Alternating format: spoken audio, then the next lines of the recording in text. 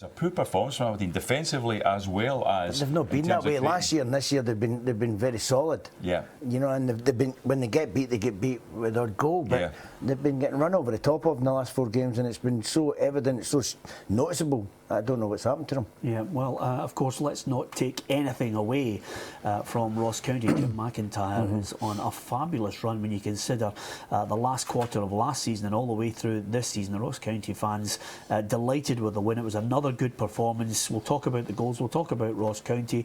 We will be looking to the Premiership and the Championship as well coming up in the next part of the programme, going to our reporters at the key games across the country.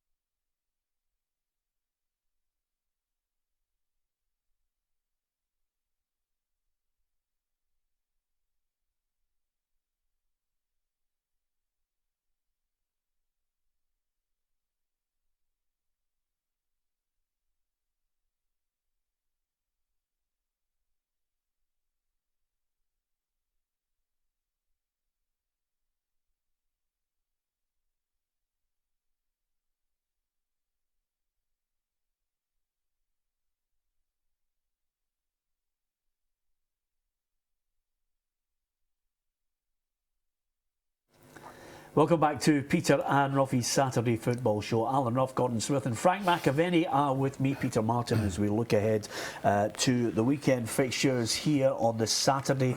And of course Dundee United against Hearts on the Sunday. Just before the break we were talking about Aberdeen and their problems. I don't think we can get away from being positive, Alan Rough, about Ross County. Jim McIntyre has got a team there just brimming with confidence, and I actually thought they would have actually taken something last night, such was the confidence going through that team. Yeah, and I think that's the main word, confidence. When you've got a team that's on a wee run, you know, it's a happy place to be at. The players are all working for each other and getting wins, you know, just breeds more wins week on week. But happy for the boy Graham. He'd been shunted about a wee bit, you know, a lot of managers weren't really sure whether he was the centre forward they were getting. You know, he was out at St Johnstone.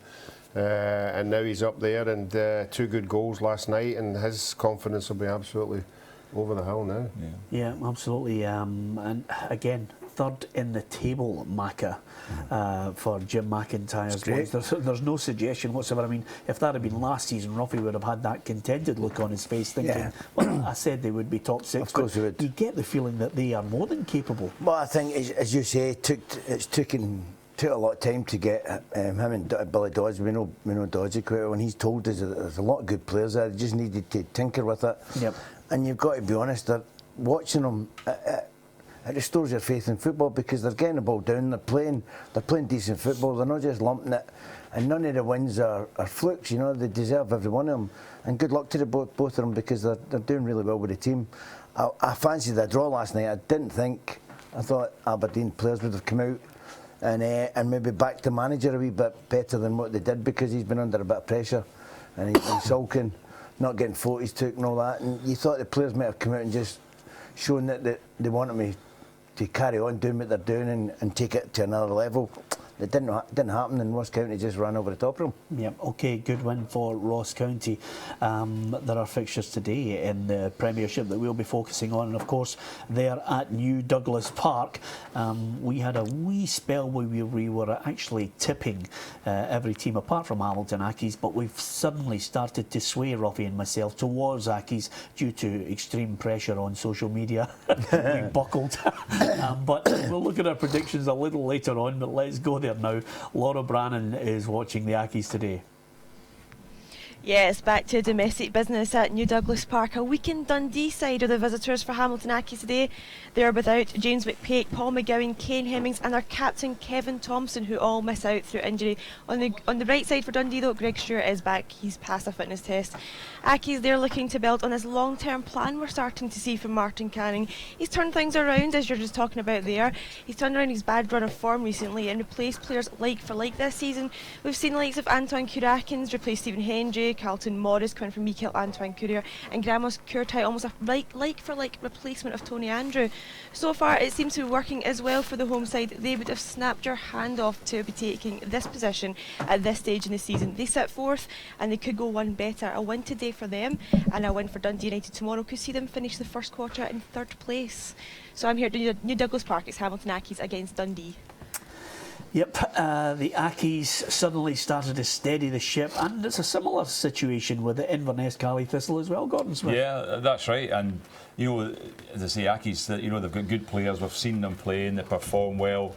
And you know, they've got a home game today, and it'd be hard to bet against them in a game like today, because they are in good form. And I think if they win today, I think they go probably third top as well. I think they go above Ross County if they win. So it's been a fantastic season. You consider it's taken Martin Canning a little while in order to turn things around.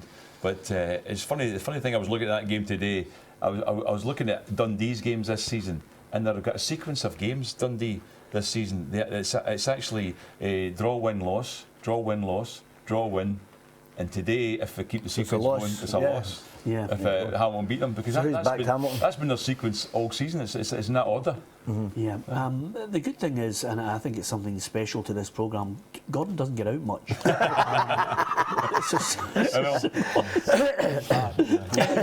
Anybody who looks, you know, that close under a microscope deserves tremendous praise as part of our team here.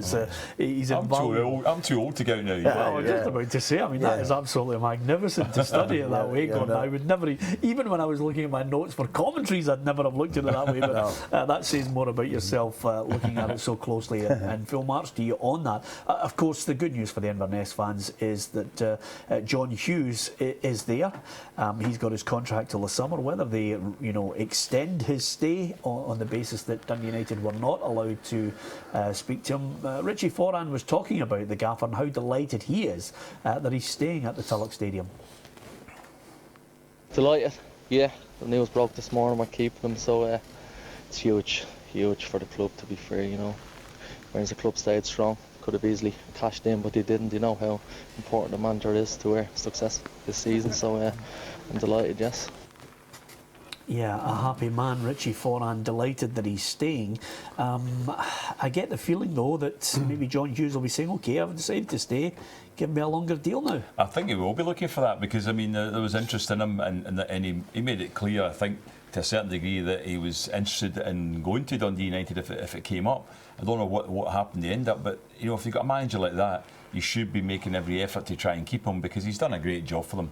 There's no doubt about it that, you know, if he keeps things going the way they're going, he's got them in a bit of form again now. They started the season quite slowly, but they're picking up. And today, tough game for Kilmarnock. Kilmarnock, you know, are looking for results as well, sitting down there in 10th place at the moment. And Inverness actually beat them there last season. They only played once at Rugby Park, and Inverness got the win. So I don't think they'll have any fear about going down to Rugby Park today. Well, the one great thing about it, Roughie, is Kilmarnock can't keep a clean sheet 21 times. They've managed to let in a goal, so you know we're going to get goals there today. Yeah, particularly at home. Their defence has been all over the place, and when that happens, you know, it's very difficult to stop it. You can practice all week, you know, but when you've got that kind of record, the players, the fans and everybody are expecting you to lose goals, and unless you go up in these games, you know, to give yourself a chance, you're always fighting a hard battle. But to get back to the John Hughes one, I'm just hoping that there isn't any unrest up there after this scenario with Dundee United and the manager, because I personally think you try to manoeuvre a move. And if we think you try to manoeuvre a move, I'm sure there'll be people up there would think that you try to manoeuvre a move with all the stuff he was coming out with, offer me a new contract and I'll stay, blah, blah, blah. So I hope everything is not as bad as it looks, because I heard a couple of guys saying, you know, that they weren't too happy with the way that it was being operated. Yeah. I think you'll find that it's his representatives that done that. You know, you've got to blame agents, and I think John will be doing that. But it's all part and parcel of it. Football's like that now. You know, John will be saying, yeah, put it in the papers, put this in the papers, because you're wanting more money, and he's doing a good job, and he deserves to get paid extra. And if a club wants him, you know, or we're interested in him, then it's right. If you want to stay there, you want to negotiate a new contract. So yeah, good luck to John. He's done very well up there. Absolutely. The thing we spoke about, Frank, already, the fact is that a manager, especially in a smaller club, if you're actually doing better than expected, because there's always expectation with every job, it's what you can achieve, and he's achieved more than you could be expected, and therefore that's when people always think you should move on when your stock's high and you're in a good position, because you never know when it can turn around. In football, it does. We've seen it happen to so many people. Yeah, well, I just wonder, Roughie, you know, in a situation like this, you know, the only way is down, because Inverness were punching above the weight to finish in that top flight. We were asking the job that John Hughes was doing, whether he could actually better what Terry Butcher achieved. He did. He won the Scottish Cup for the first time in their history. I mean, I don't know what more you can do. There's a ceiling limit, I think, when you get to a club like Inverness, especially when you have potentially Rangers coming back into the division next season. Yeah, well, I think that's why we thought he was going to try and get the Dundee United. He's done everything he can. You know, the crowds aren't going up. It doesn't matter what kind of success you get; they're staying the same. You know, he's beginning to lose players now. They seem to be a selling club. He's got a lot of players out injured. So where do you go? Is his expectation, you know, to another good cup run? I think if anything, he'll be wanting to go down south. I think it's. But I don't think he'll be looking at Scotland. You know, he's not going to get the big one at Celtic. He's not going to get the Rangers job, Dundee United job, the compensation we're wanting. You know, and would you want to work with Stephen Thompson? I don't think John Hughes could work with Stephen Thompson. To be honest with you, I thought that'd have been a clash, and it wouldn't have worked. Mitsu's been there at Dundee United before. He knows the club.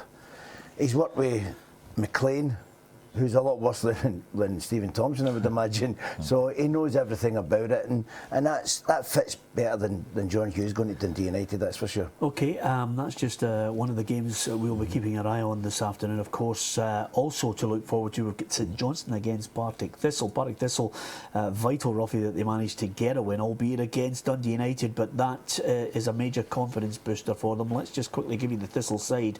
Cherny, Miller, Seaborn, Welsh, Booth, Osman, Amu, Bannigan, Lawless, Lindsay and Pogba. Yeah, I think everybody's just waiting on Pogba. You know, he keeps talking about his brother. You know, he needs to bring something to the Thistle game. He's a great brother. He might bring his brother. Yeah. So he said he's waiting on his brother phoning him to congratulate him on his first goal. So the sooner it happens, the better. The phone starts ringing, but no.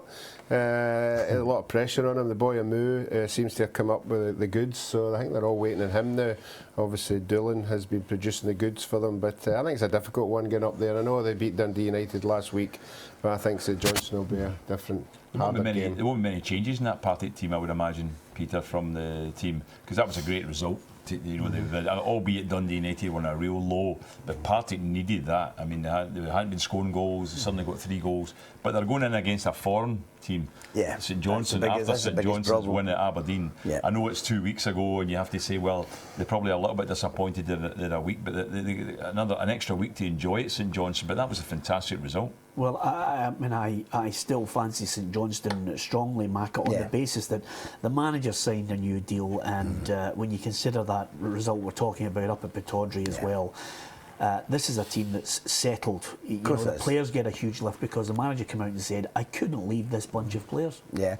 Well, no, apart from that, I don't think, maybe I'm wrong, but I don't think there's that many international players in the team. So he would have gave them all 3 or 4 days off, you know, in that break. They'd have all got a break, which sometimes, you know, I'm not all for it. It's only October, you know. I don't think you should need a break, but he would have given them a break in today's game. Hold on a minute. Let me just counter that. I don't think they need a break from a man who basically signed for Celtic and said, "Is it okay if I maybe come back on a Tuesday for training?" Have a long hard look at yourself. Have a long hard look at yourself, Macca. Honestly, no, I was just late. I missed the flight a lot.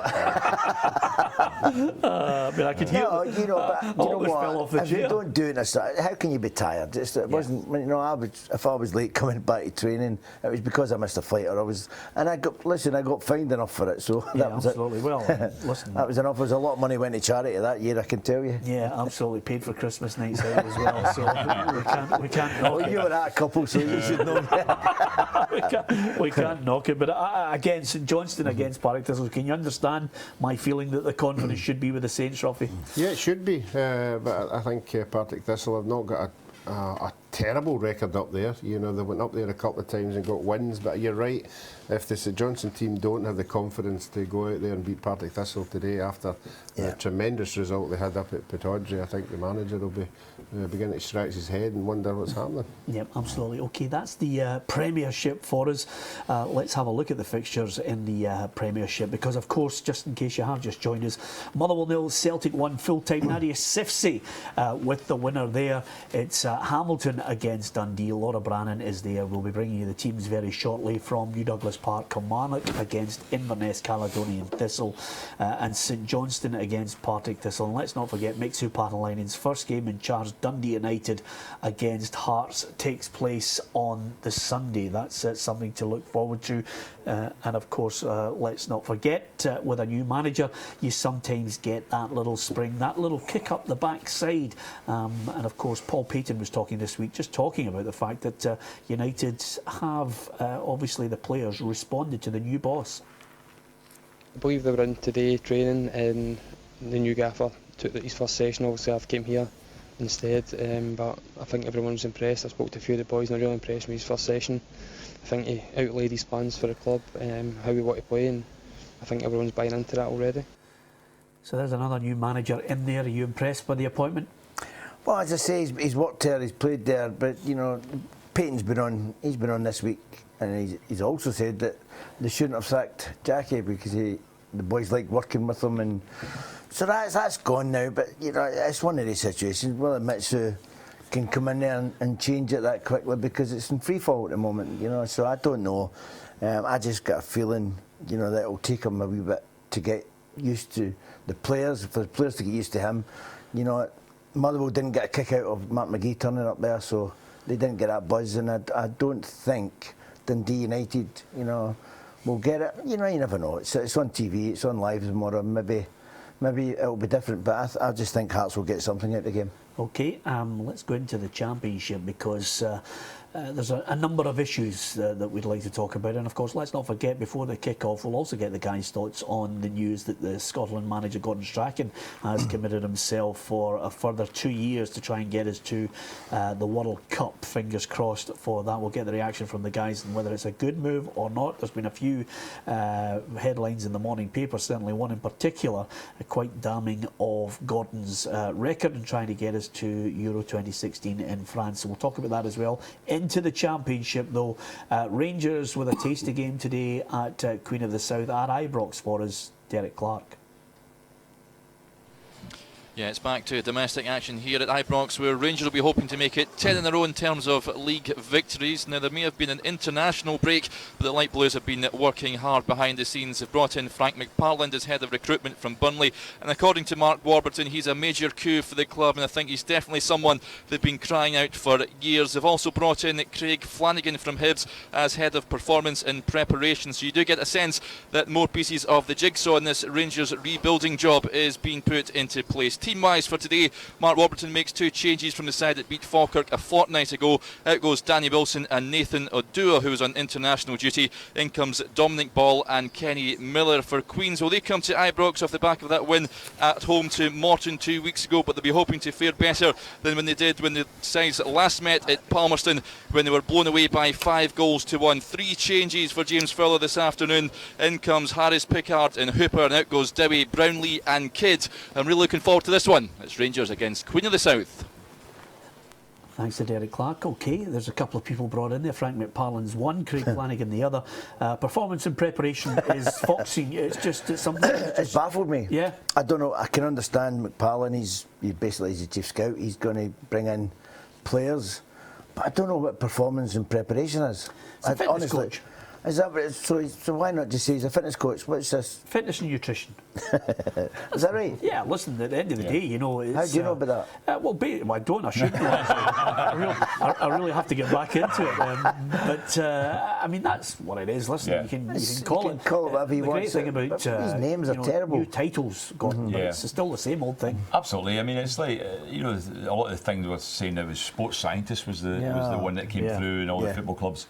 Somebody who looks at and determines it, and somebody who can.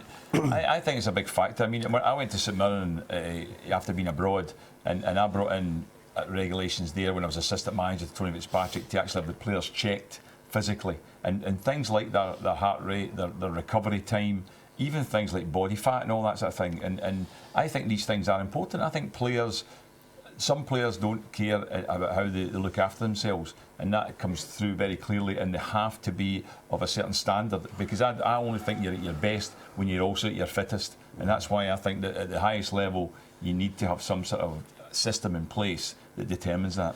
Well, I know Craig, he's a good lad. He's got a good reputation and a growing reputation, Roughie, in the game, so clearly he's got something that has attracted Rangers to get him over there.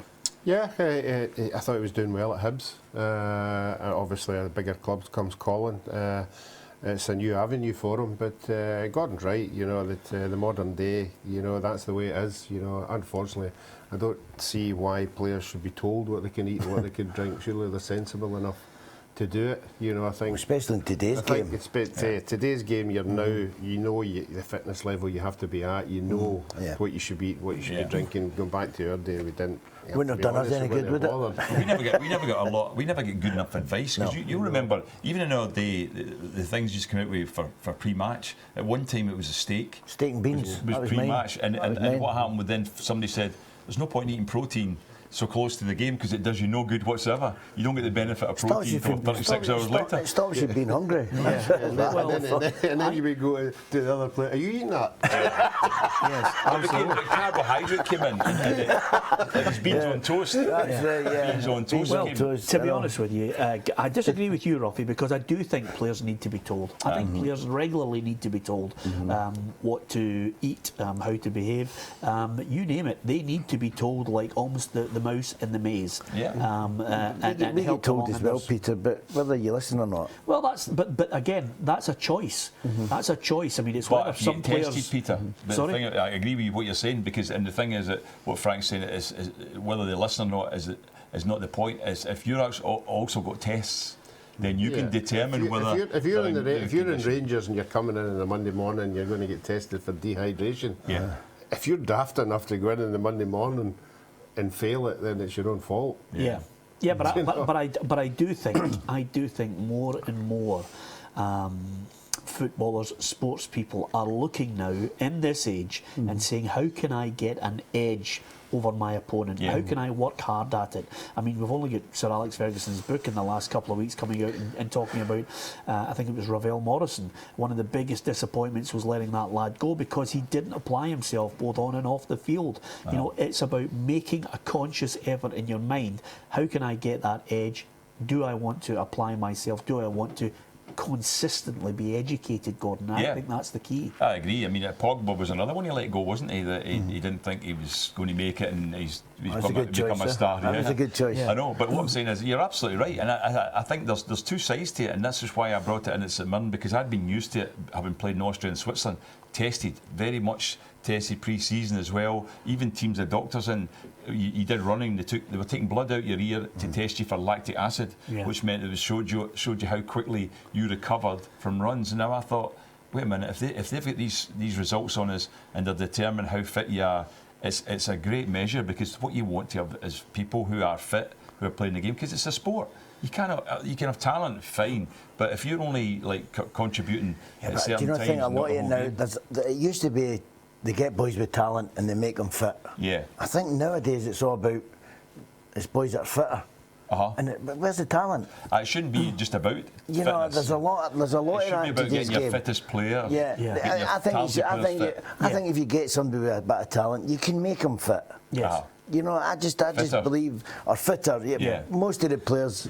And of course, you've got to want to be fit. Of course, if you want to apply. Of course, want to be is the rewards in the game. Yeah. I mean, many times did you go on a Monday? I mean, I used to go on a Monday if we were getting, you know, you get weighed or something. I used to go and put a bin bag on it, going an hour earlier, and do a run with a bin bag on and get a sweat up, just to lose the couple of pounds that you put on, mostly with drink, you know, back in the day. Yeah. But you get it off in the morning before you go in and get weighed, and the managers didn't bother about it. They seen, you know, 2 or 3 players out doing that. They knew they were out at the weekend, so you know, as long as you're there and you're doing it all week in training, and you do it on a Saturday, that was the biggest thing. Yeah, well, it's Rangers against Queen of the South. Here's Mark Warburton, the Rangers manager's take on the opposition today. It'll be another tough challenge. You know, we looked at it, we just analysed the game again today, and we'll always respect the opponent. You know, I get sick when I hear things about easy games. Far from it. Every single game you play is a tough one. Similar to last year, anyone could beat anyone in this league. And you have to recognise that, and it can be the different services, it can be adverse weather, it can be a different type of stadium. You've got to deal with it. You have to deal with it. So Queen of the South will show quality. They'll be organised, good strike force, experienced strikers, and we have to be very aware of the threat. Yep, well, we will keep our eye across that one. Queen of the South with only 1 win in the last 8 games, and James Fowler will be hoping they can get some run of form. Whether it will happen at Ibrox today, only time will tell. One other manager who's been talking about the uncertainties of the Championship is Alan Stubbs. He feels confident they can indeed catch Rangers. Well, they slipped up against Dumbarton at Dumbarton earlier on in the season. Are they going to get the win today? Let's go to Easter Road and get a preview of that match with Craig Turnbull. Yes, Peter, as you mentioned, Alan Stubbs fully confident his side can catch Rangers despite that 11-point gap, and perhaps that reason for optimism is because they've won their last 5 of 6 games. They entertained Dumbarton today, who have caused them problems. They lost at the Suns earlier on at the start of the season, and really if Stubbs' message about catching Rangers is to believe, then they need to win this game. They went paintballing during the international break, and Stubbs will be hoping that his men are on target here today at Easter Road. It's Hibs versus Dumbarton. Yep, it's a Hibs side that, well, they've got to try and stay on the tail of Rangers, Gordon Smith, and it's just quite simply no slip-ups today. That's what the Hibs fans are demanding. Yeah, they can't afford any slip-ups. I mean, there's an 11-point gap between the two teams. Obviously, Hibs have got a game in hand, but the thing about it is they need to continue with this run, because down the line there's 2 things that they need to get in their favour. They have to continue their run and hope that Rangers are going to slip up. It was a little bit last year when Hearts started to pull away. We all thought, oh, Rangers are going to be left behind, and because Rangers couldn't keep their form up, Hearts did get clear of them, you know what I mean, last season. So I think that what we're looking at here is Hibs have to continue. They look as if they're in form, though. I mean, they lost the first game of the season at Dumbarton. That was a bit of a shock when they got beaten there. And that was obviously having been beaten already by Rangers 6-2 in a cup game, but they've come back well since, and I think this will be a big game for Hibs today. They have to keep the pressure on, they have to win. They're at home, and you know, Dumbarton are not exactly one of the form teams at the moment, as you mentioned. Yeah, let's look at the fixtures in the Championship to give you a flavour of the games we'll be keeping you up to date with throughout the Saturday afternoon. Alloa against Raith Rovers, Falkirk against Morton, Hibs against Dumbarton, Livingston against St Mirren, and Rangers against against Queen of the South, and Falkirk will certainly hoping to be bouncing back, Roughie, after losing to Rangers, and of course the manager getting into hot water from a few choice words criticising the officials. Yeah, you can see why he was so annoyed at 1 each. You know, although Rangers were the team in top, he thought his team has done enough to come away from Ibrox with a point. But obviously, the decision went against him. But Jim Duffy will go there with Morton with a lot of confidence. I think it'll be a really good game, very tight game. Don't think there'll be much between the two of them. Okay. I thought Morton have gone off a bit though. Yeah, absolutely. You're absolutely right. I was just looking at them this morning. They lost the last 3 games, and again, Jim Duffy has reiterated time and time again that Morton's remit stay in that division. Whether they can do that or not, there'll be a few rough patches, but I'm sure Duff will be using all his experience. Okay, we are going to put bin bags on, and we're going to run furiously for 3 minutes to see if we can be thinner before the break. That's what Macca says, and we're going to do it. Hopefully you'll be back with us.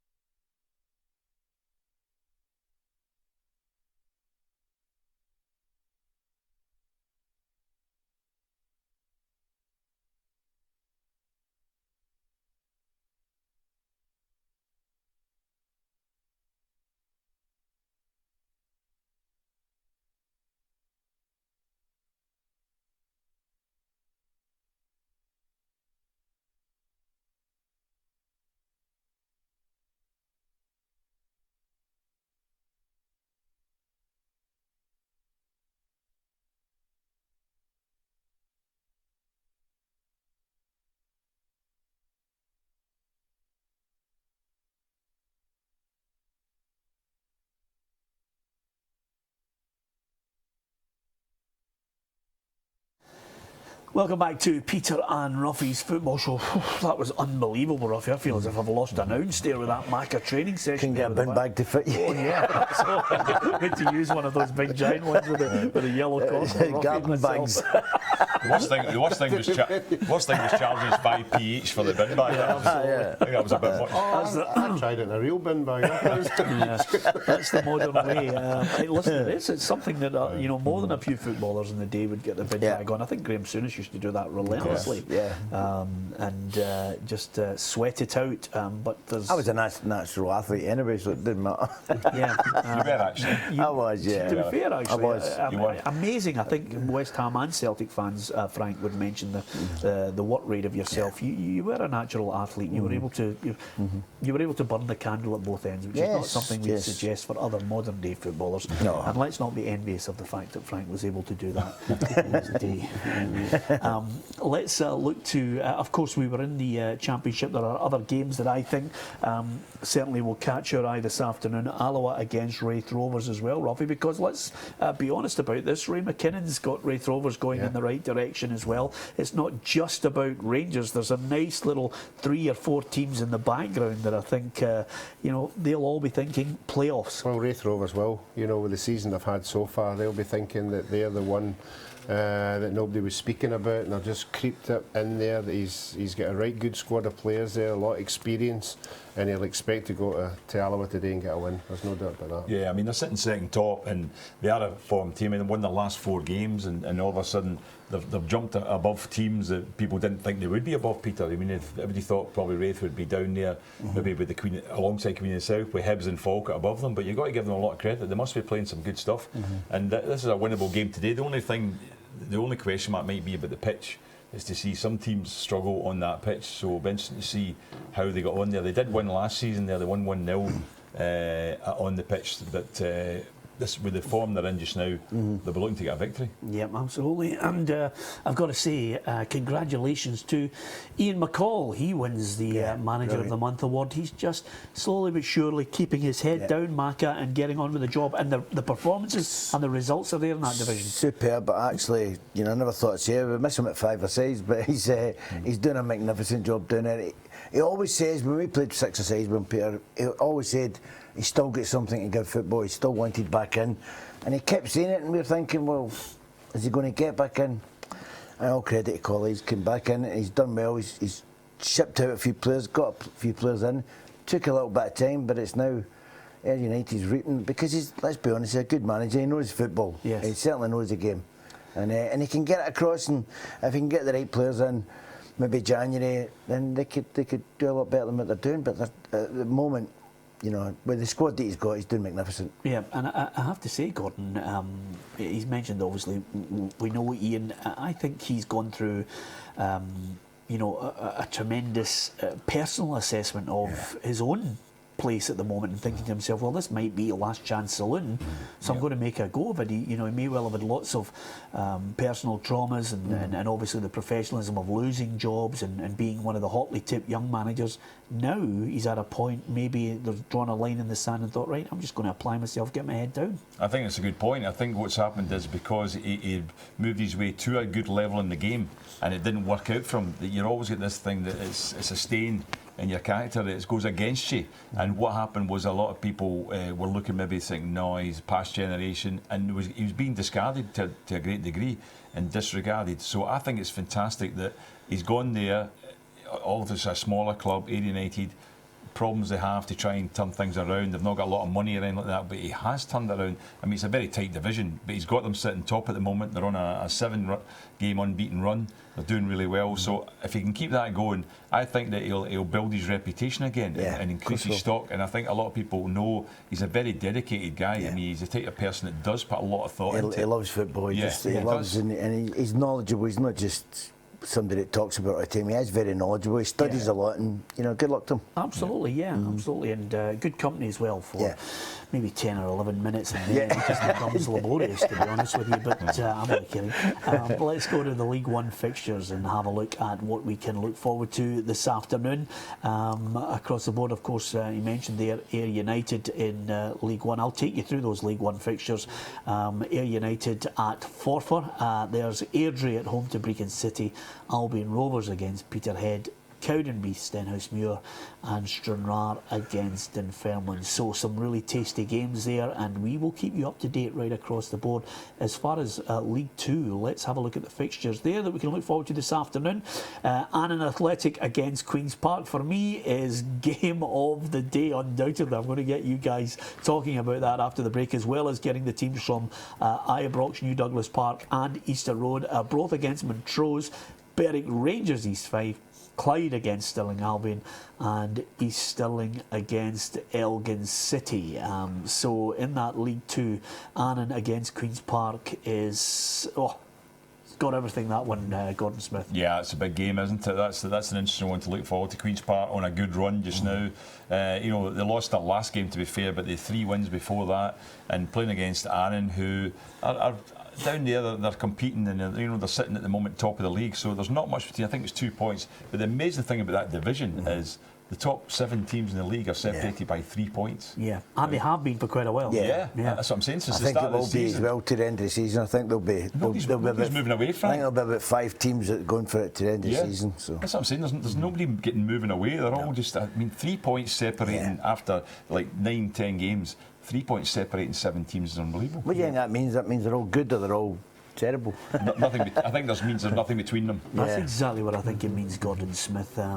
So we will obviously assess that even further as the afternoon goes on, because the unpredictability of those 2 leagues is why we stay away from them in our treble bets, to be honest with you. We try and avoid them, but I think we've delved in there today.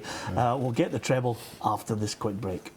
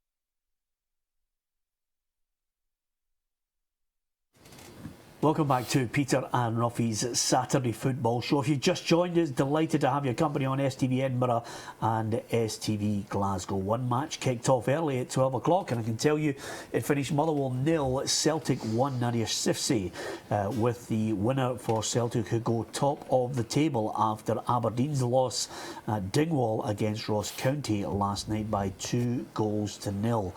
There are Premiership fixtures to look forward to today. We're certainly going to cut right across that, and the Championship, League 1 and League 2, and we'll keep an eye on the Barclays Premier League as well, where it finished Tottenham 0, Liverpool 0. So Jurgen Klopp getting a confidence boosting 0-0 to start his Anfield career as the new manager.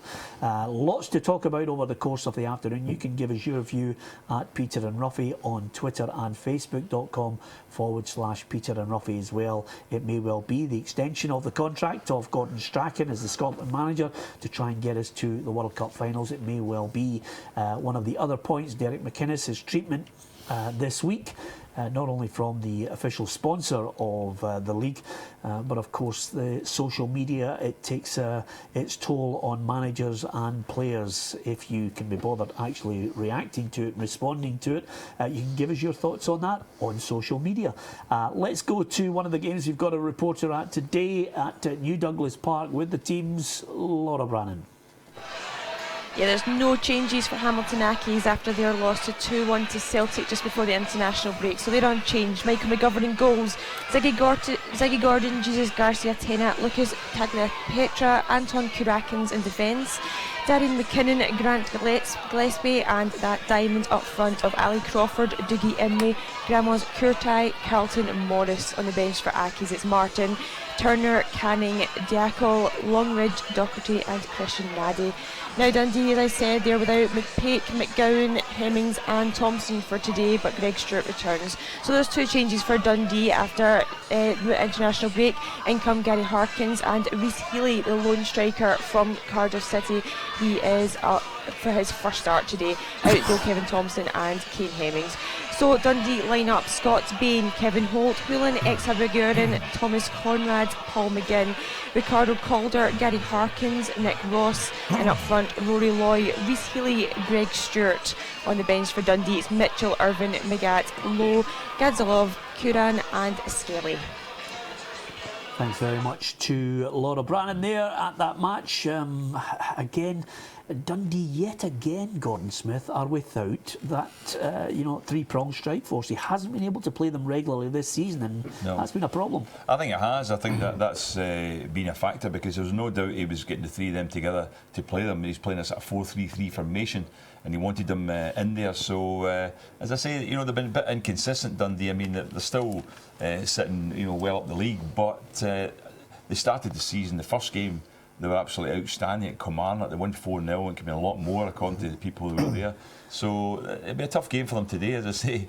If the stats are anything to go by, then Hamilton, because of the form team and the stats, that Hamilton should get the result today. Let's give you the teams from the Kilmarnock game against Inverness. It's McDonald, Smith, Finlay, McKenzie, Higginbotham, O'Hara and Slater, McCarthy, Kilty, Balatoni and McGuinness.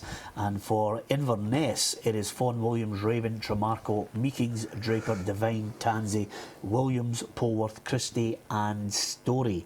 And what a lift it must be, Roughie. Josh McGuinness in there, knowing that he has got a really good chance of going to Euro 2016 with Northern Ireland. Yeah, it's incredible the couple of years that he's been through. I mean, we saw him way back at Aberdeen when he was on the bench, and he came on that day, and he looked as if he would be a big part of the Aberdeen side, but he never got a chance. So then he decided to move, never worked out there, and then it went to Kilmarnock, and to think that he's got a chance to go to a European final is absolutely tremendous, and it was good that he scored as well. He'll be the big player for Kelly today. They'll be hoping that he can continue that form. But it was interesting this week, I don't know if you saw the story. I mean, remember when we spoke to him, he said he was the one that went to the club at Cardiff and asked if he could get a shot playing up front, and yet there was a coach this week who was his coach at Cardiff was taking credit for the fact. Did you see that he was actually saying it was him that decided that he would try him up front, whereas Josh McGuinness was saying it was he went in when he was getting freed as a goalkeeper. he said, "Can you give me a couple of weeks as a striker?" Yeah. So we haven't got the right story there. I don't think. Well, I think we've got the right story. Basically, Gordon, it's on our programme. It's the guy who's there. We've got to believe him. It's on the football show. That's where you get the right stories. You get the opinion. You get a bit of humour. It must be a bit of blow, but when you come in at the big end of the season, you're a goalkeeper, and the manager says to you, "You're up front this year." Yeah, absolutely. To be fair, It's a pity you couldn't play up front. I was just about to say, I think the bigger blow is if you're a striker and he says, "No, now you're a goalkeeper." That's just me personally. That's right. Because what happened at school? You're picking the teams in the playground. It was the last player, the one nobody rated was in goals, wasn't it? There he is. The fat boy at the end. Listen, before we get to the predictions, let's go to Ibrox. Rangers against Queen of the South. Derek Clark is there for us. Derek. Yeah, as I mentioned, Rangers making 2 changes from the side that beat Falkirk a fortnight ago. So they line up in their typical 4-3-3 formation. Foderingham in goals. A back 4 of Tavernier, Kiernan, Ball and Wallace. A midfield 3 of Shields, Halliday and Holt. And up top, Kenny Miller, Barry Mackay and 14 goalman Martin Waghorn. On the bench for the Ibrox side this afternoon, Kelly, Law, Odua, Clark, Aird, Hardy and Thompson as the teams come out here. Just to make a mention of the Queen's side that take to the field this afternoon, they make 3 changes. In comes Harris, Pickard and Hooper. Out goes Dowie, Brownlee and Kidd. So they line up in a 4-4-2 formation. Thompson in goals, back 4 Marshall, Hooper, Higgins and Jacobs. Midfield of Conroy, Pickard, Hutton and Harris. And up top, the front 2 pairing at Lyle and Smith. On the bench for Queens, Rutherford, Heffernan, Moxon, Atkinson, Hilson, Oliver and Coogans. And I must say congratulations, Roughie, to Kenny Miller. This is his 200th game for Rangers today. Yeah, and the new manager is using him quite rightly, sparingly. You know, he's giving him games, he's putting him on the bench.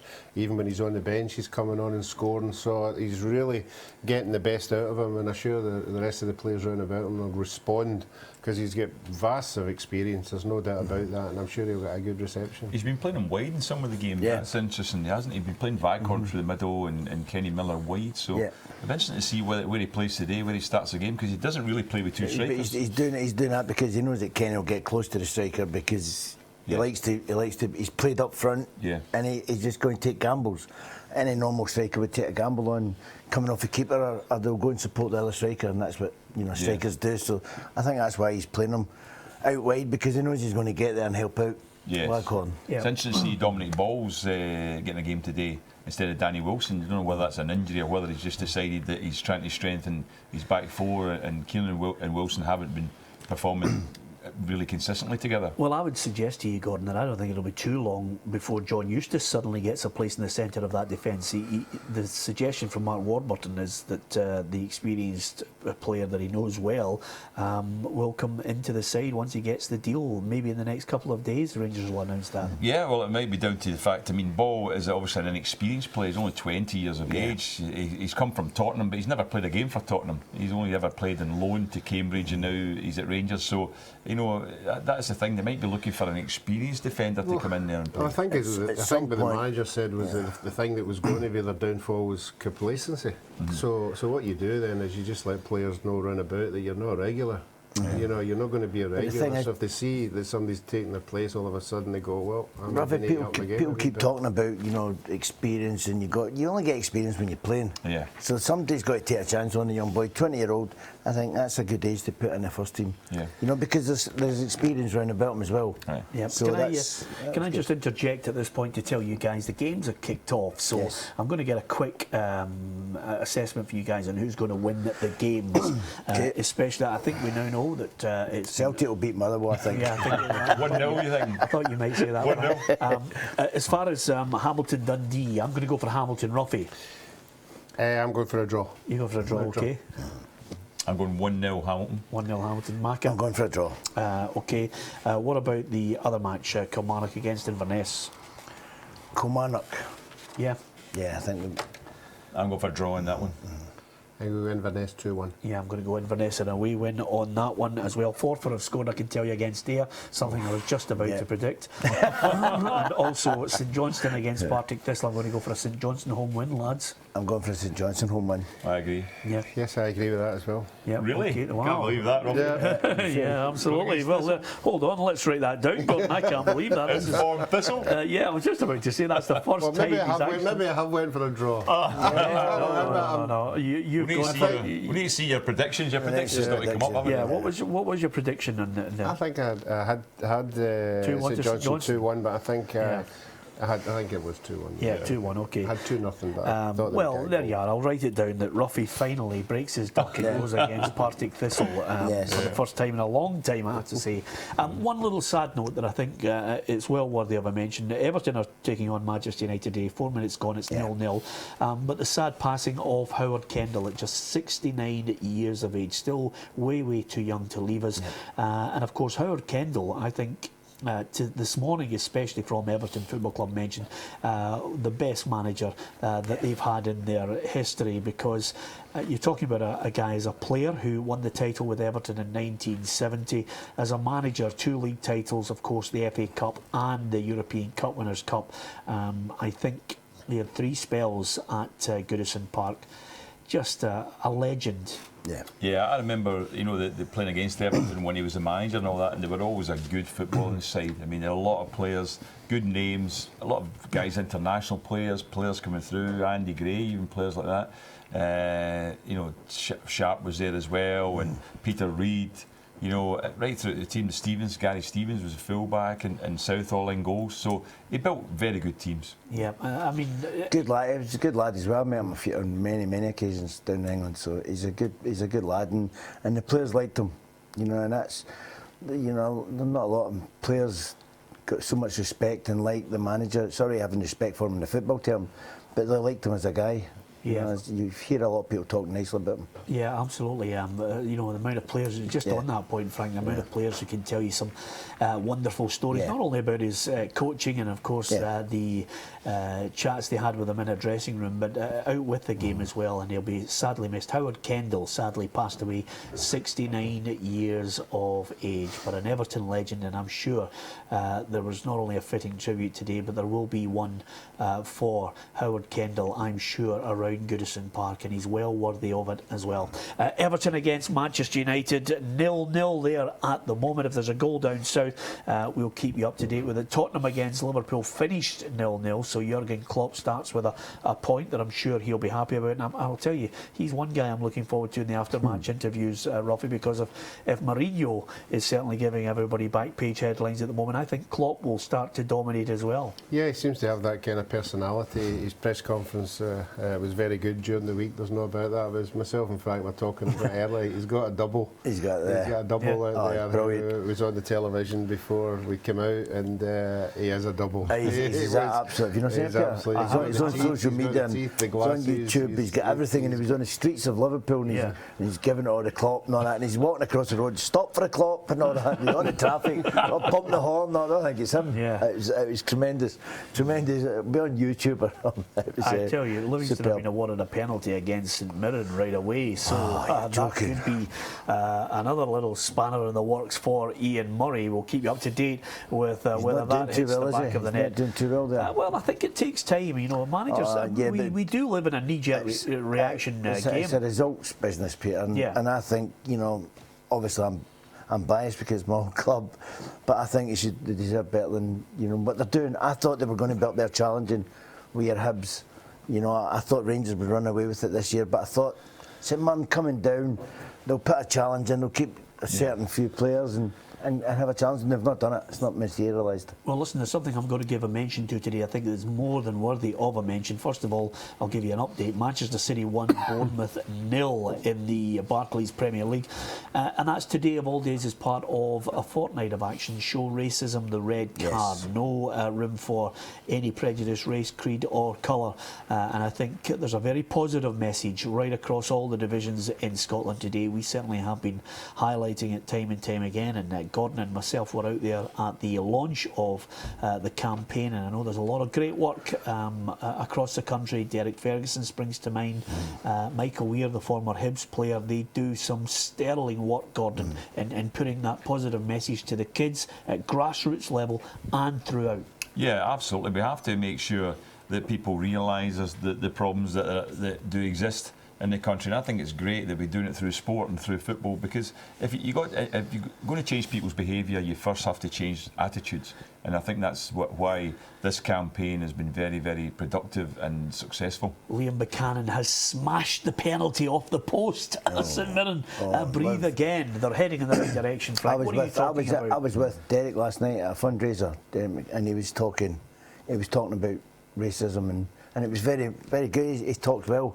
Derek, you know, and Fergie, it was good to get a lot of people putting, you know, wanting to put money into the charity and all that, so it was very good. Yeah, that's brilliant how I can mention one topic and he manages to go back to the other one. That's fantastic. Sorry, that's the great thing about Mac. He can make one run and then go on another one. I think racism, it's worth talking about, isn't it? Oh, listen, absolutely. That's something we will continually press home in this programme. You're absolutely right, Mark. I'm delighted for St Mirren apart from it.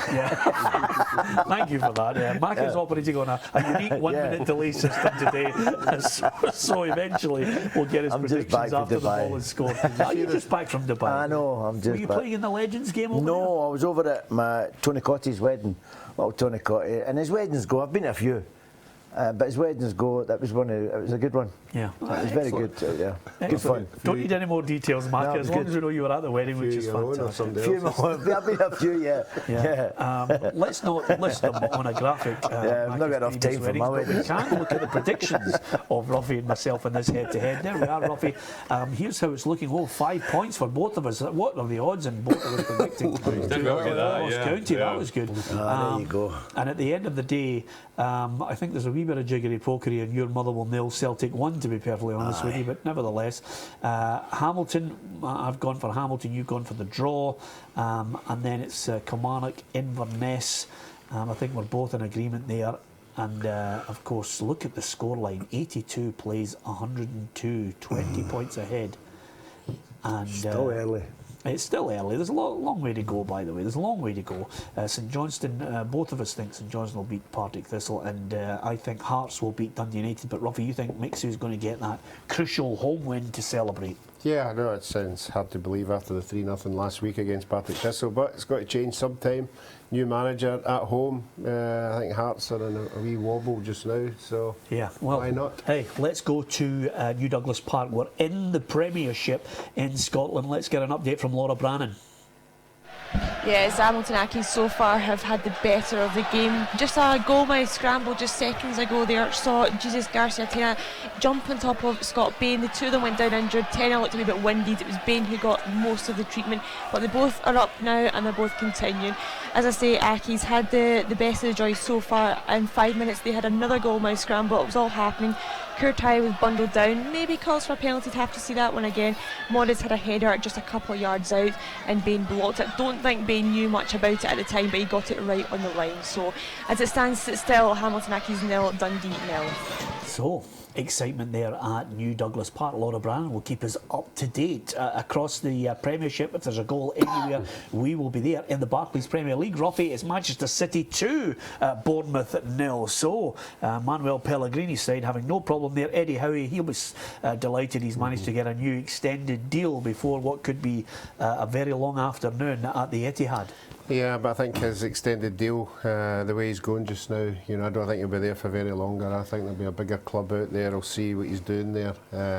I just don't think you would want to be at a club. What was that record? What, 12,000? Is it 22,000? 11. He moved on before, and he didn't like it, and he moved back. Yeah, but I think he's done enough now for a bigger club to attract his attention. And certainly, he's got the new deal as a wee bit. Well, I think to be honest with you, Ruffy, I think West Ham spoke to him. You know, that's who I wanted. I wanted at West Ham, and I'm sure there was a bit of contact there. And it never materialised whether he didn't want to pursue it.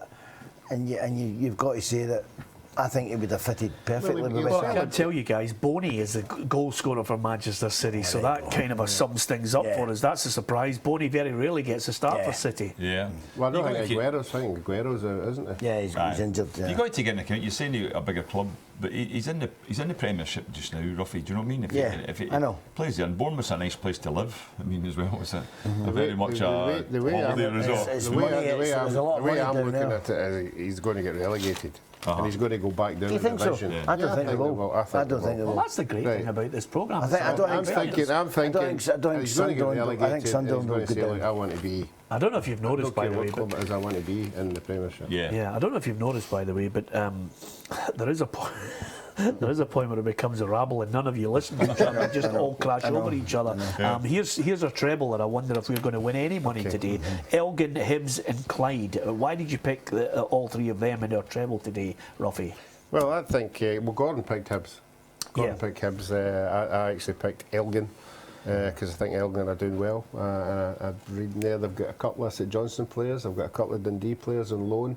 And I think they'll be a team, and obviously they're playing. Even if you win, you'll not be winning any money because there's nothing on it. They're all very much odds on. Yeah, Frank, it's better winning something than nothing every week. St Mirren scored. St Mirren won up. Well, there you are. St Mirren have scored. What are you going to say about that? What are you going to say about that? You're right behind Ian Murray about 5 minutes ago, weren't you? Listen, St Mirren, I want St Mirren because of my old club. I wanted them to challenge. I honestly thought they would have challenged with Hibs. You know, I didn't think they would get back up because Rangers are there, but I thought they're going to stick there and they're going to challenge, and it hasn't happened. And I'm hoping that's turned the corner and they get a couple of results because it's a great club. St Mirren's a great club. Yep, absolutely. In the Championship, you mentioned St Mirren. Let's go into the Championship and see what's happening at Ibrox because Derek Clark is watching that match for us at Rangers against Queen of the South. Yeah, still goalless here at Ibrox, but Kenny Miller just missed a glaring opportunity there. Barry Mackay, great piece of skill down the left-hand side, absolutely skinned Marshall, cut the ball back to Miller, and he really should have scored, but he blazed high over the bar, so it's still Rangers 0, Queen of the South 0. And if Rangers get back to the Premiership at the end of this season, Roughie, do you think there's another year in the legs of Kenny Miller? I think he'll be used the way. I think he'll be used for his experience, and obviously it's good to have somebody like that in the training ground. You've got a lot of young players coming through. The experience will be invaluable. He's certainly a fit boy, there's no doubt about that, and he certainly still knows the route to goal. So I don't see why he wouldn't get another year out of it at least. Yep. Well, what's happening at Easter Road? Because that's really the battle that everybody is hoping for between Rangers at the top and then, of course, Wraith Rovers, Hibernian, Queen of the South could be in there, Falkirk. It's Hibs against Dumbarton this afternoon. Craig Turnbull's there. Yeah, we played about 11 minutes here, Peter. It's still Hibs 0, Dumbarton 0. It's been a fairly tentative start by the host. Dumbarton have probably had the best opportunity of the game. It was good play by Willie Gibson, the former Kilmarnock player. Found Kirkpatrick, who's back in the team, just at the edge of the box. Curling shot, good save by Oxley. It's still 0-0. What do you guys make of Gordon Strachan? 2-year deal. He's going to stay on and try and get us to the World Cup. I know John Hartson was fairly damning, saying Gordon felt he's lucky the SFA and the fans want him to stay. That was in one of the tabloids this morning, Gordon. Yeah, I think that we spoke about that before. I mean, I agree with that fact is that he did fail. I mean, I think that he's had a lot of positivity about it. People are saying he's done well, the team's playing better. And these things you have to take into account. People are seeing that. There were some good performances in the campaign, but at the end of the day, it was failure.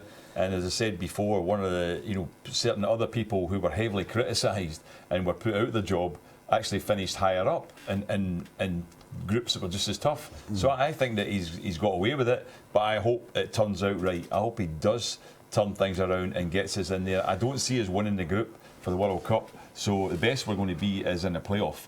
I think we'll be second at best. Yep. The biggest problem is he's got the same players. That unless some players come through, I think we're just going to be in the same position because I just don't think the players are good enough. Yeah.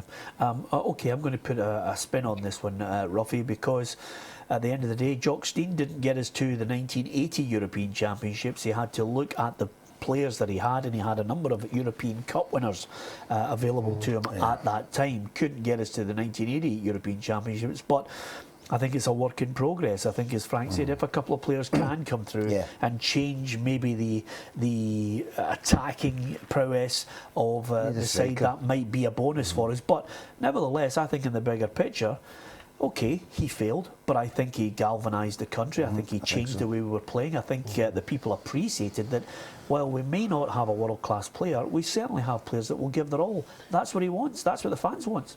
Yeah, well, first of all, as soon as you pull on a Scotland jersey, you should be doing that anyway. You know, I don't think that is an exception. I think when the Scotland team meet up, they all should be pulling in the same direction. They all should be fighting for their country, which they did do. There's no doubt about that. But if anything, it defeats the purpose that the game is a results-driven business, because he never got the results. He never got the results. Well, do you want him sacked after every? Do you want a manager sacked after every campaign? I'm not saying that, but we can't get away from the results. But accepting defeat too easy in this country now. I think we accept it now, whereas it wouldn't be accepted back in the day. You know, 20 years ago, for that, God wouldn't have been a job. Yeah, but 20 years ago, he had different players. This is what I'm saying. Do you look at it now and just say flatly? No, I think he's got them all. I think he's got them all working together. My further bit of it is the points don't lie as we failed, as Gordon said, but you've got to look at the other things that go with it. You've There's got a lot of things to go with it. If you look at the Roughie. section, 2 games against Germany, would you fancy us to beat them? But can I say something to you? I think after the Georgia games, Scotland, the people that run the football team should have got Scotland back straight away, hired a plane, got them back right away, rather than hanging about an airport. They're playing the world champions on the Monday. Yeah. You know what I mean? They should have got them back, and that's nothing to do with Gordon. That's the people that run the SFA. Yeah. They should have got them back. What would it cost to hire a plane? Surely it's worth it if they're playing the world champions on a major game. It was a higher plane though. Well, they waited, they hung about. It was other people. It was held up. It was held up in Amsterdam. Yeah, if you look at the section, we've already decided the points. That plane should have been sitting there. If you break down the section, I don't think we would expect it to beat Germany home or away. No. Well, why we not? did reasonably well against Poland, home and away. We did well against Republic Island, home and away. Yeah. The downfall was one game in Georgia. Yeah. I can tell you Morgan Schneiderlin has scored for Manchester United. They lead by 1-0 at Goodison. There was a minute's applause there for the passing of Howard Kendall. But they're a goal behind. Schneiderlin has scored it for Louis van Gaal. His side are a goal up, and of course the Dutch manager has come out with something really prophetic that not a lot of people were aware of in the pre-match press conference this week. He said, you know, goals are really important In games. Yeah, games. Gordon. I know. I'm writing this down, by the way, because I'll use it for next team talk. there are some things that you really have to put in a canvas with a picture of them next to it, and then get it up on your wall. And that's one of them. It made a big difference to my thoughts as doing punditry over that. I never really realised that goals were important. I think he's coming out with a lot of nonsense down there. Yeah. I'm so glad you paraphrased it. I know. He's coming out with some sayings that is baffling a few people down south. Stephen Mallon was the guy who scored for St Mirren. They're a goal up against Livingston. They missed a penalty. Liam Buchanan hits the ball off the post. Saturday afternoon, STV Edinburgh, STV Glasgow, and Roughie, Gordon Smith and Frank McAvenny are here with me. Peter Martin, delighted to have your company. Tell your friends, 4 hours, keeping you up to date with all the goals that hits the back of the net. What about Easter Road? What's been happening there? Let's go there now to hear from Craig Turnbull. Yeah, 17 minutes on the clock, Peter. It's still Hibs 0, Dumbarton 0. Hibs are actually playing a little bit better since I last came back to me, but Dumbarton are doing well to frustrate them. It's looking quite interesting going forward. They've got likes of Fivey, Keatings and Henderson trying to pull the strings, but so far unable to find Malonga and Cummings. It's still Hibs 0, Dumbarton 0.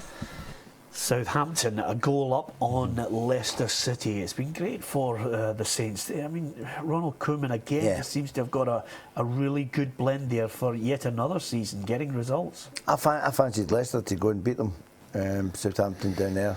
I know they've been playing well, but Leicester's been doing very good, you know, under the Tinkerman, and I've tipped that. So I don't know if you can see this, Mac, but what I'm doing at the moment, I'm tearing a corner.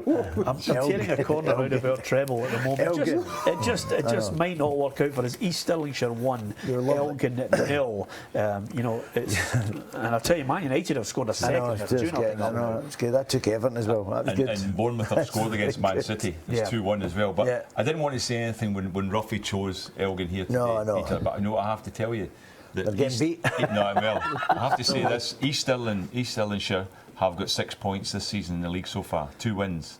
Do you know who the 2 wins were against? Hillgate. The 2 top teams in the league. Yes. They beat Annan and East Fife. You should do that. You should study. They've only beaten. They're sitting bottom, but their 2 wins were against Annan and East Fife, the 2 top teams. Yeah, but the good thing about it from Roughie's point of view, he just goes into a darkened room and throws it down. We got a treble. Next week what we'll do is we'll pick 3 teams, but don't put it on the three teams. We'll put it on the teams that they're playing against. Yeah, well, that looks as if it's the even better as far as it is with you. Just let me why pick don't it. we just get the money that we've got and just burn it? Same, Give it to charity. same result in the end. That's a Give good it to charity. Yeah, Murray has scored for Bournemouth, getting that one back there. So Manchester City 2, Bournemouth 1. West Ham, there you go. That was one of my West Ham are a goal up on Crystal Palace. Crystal Palace 0, West Ham 1. What's your take on Andy Carroll? There's a lot of, I think Slaven Bilic has been talking this week about Sam Allardyce's comments that he doesn't apply himself. I think that's a disgrace if a footballer doesn't try and get the maximum out of himself. Well, I think he's had a few injuries. I know Andy quite well, and he's a good lad, but he's one of them. It was ideal for Sam, launching the ball up to him, and Slaven will get him playing because he's got loads of ability, Peter. He really has, both feet. He's a big lad. He's an old-fashioned centre forward, and if you get the ball down the wing, and get the ball in the box, Andy will score goals. He didn't like the ball coming for the goalkeeper or the ball coming for centre halves. It's not his game. But for Sam to have a go at anyone, Sam thinks he's better than anyone. Yeah. Well, I'll tell you right now, there's a goal in the Championship, and we're going to go right to Easter Road. Craig Turnbull has the details. Oh, super. Yes, it's Hibs 1, Dumbarton 0, and what a goal. That has certainly woke up all the Hibs fans. Henderson played it into Malonga. It was just at the edge of the box. Curl, right foot, right into the top corner. What a goal. Hibs 1, Dumbarton 0. What do you make of that, Roughie? Fantastic, that's what they need. I think Hibs really need to go do somebody a batter, and I think it could be today. They're getting that goal, the confidence will be up. But they, as we were saying, like Celtic at 1-0, it's always really tight, so they really need to get the second and the third and get on a wee run. Yeah, so a crucial opening there. Wonder what's happening elsewhere in the Championship. Ibrox, can we go there to hear from Derek Clark? Yeah, 23 minutes gone in this one. It's still goalless, as you can imagine, though. It's still all Rangers of pressure on the Queen's defence, but they're just getting bodies in the way of shots, blocking everything. And saying that, though, they had a chance against the run of play. Alex Harris had a shot just wide of Wes Foderium's left-hand post, but it's still Rangers 0, Queen of the South 0. And it looks as if there's a penalty there between Crystal Palace and West Ham. We'll keep you up to date with that, but West Ham leading by a goal to 0. I can go back to Easter Road because I think there might be another goal there at Easter Road. Craig Turnbull. What an incredible response here, Peter. It's Hibs 1, Dumbarton 1. Immediately went up the bar, put the ball into the box. It was poorly cleared away from David Gray, put it straight into Gallagher, and he's beat Oxley from about 12 yards out. What a response. Hibs 1, Dumbarton 1. Yeah, well, they're still not going to put out that hammering today, Roughie, are they? What happened there, eh? That has been the problem. They're still celebrating the goal. Exactly, I mean, when you're always told you're at your worst after you score. No, especially if you're in the corner flag celebrating. That's been the problem. They've just no discipline at all. To go on and win games comfortably. That's a big word for you. It's going to be a long. That's a big word for you, discipline. Yeah, I don't know you know what that meant. Listen, never mind it being a big word. He couldn't actually see it out when he was a professional. Not a lot of goals getting scored today. Johan Cabaye scored from the penalty spot for Crystal Palace. They're back on level terms with West Ham, and of course you were just talking about Dumbarton there. 1 win in 8 for Steve Aitken's side, and when we're looking at the race that was suggested between Rangers and Hibernian, quite simply the slip up at Dumbarton earlier on this season, I think was really where Alan Stubbs' side started to get a bit of criticism, but they managed to rally from that, Gordon Smith, and you know, 1 draw, 6 wins in the last 7 games. Yeah. So you know, a lot is going to be made of today's result. Well, it is. I mean, they have turned it around. I mean, the fact was they're leading there. I mean, Rangers still haven't scored yet in their game, having, you know, taken quite a few goals off Queen of South the last time they played. It was at 5-1. I think they won down in Palmerston. But you know, Hibs obviously they've slipped up. And they must give Dumbarton respect because they've lost already to them this season.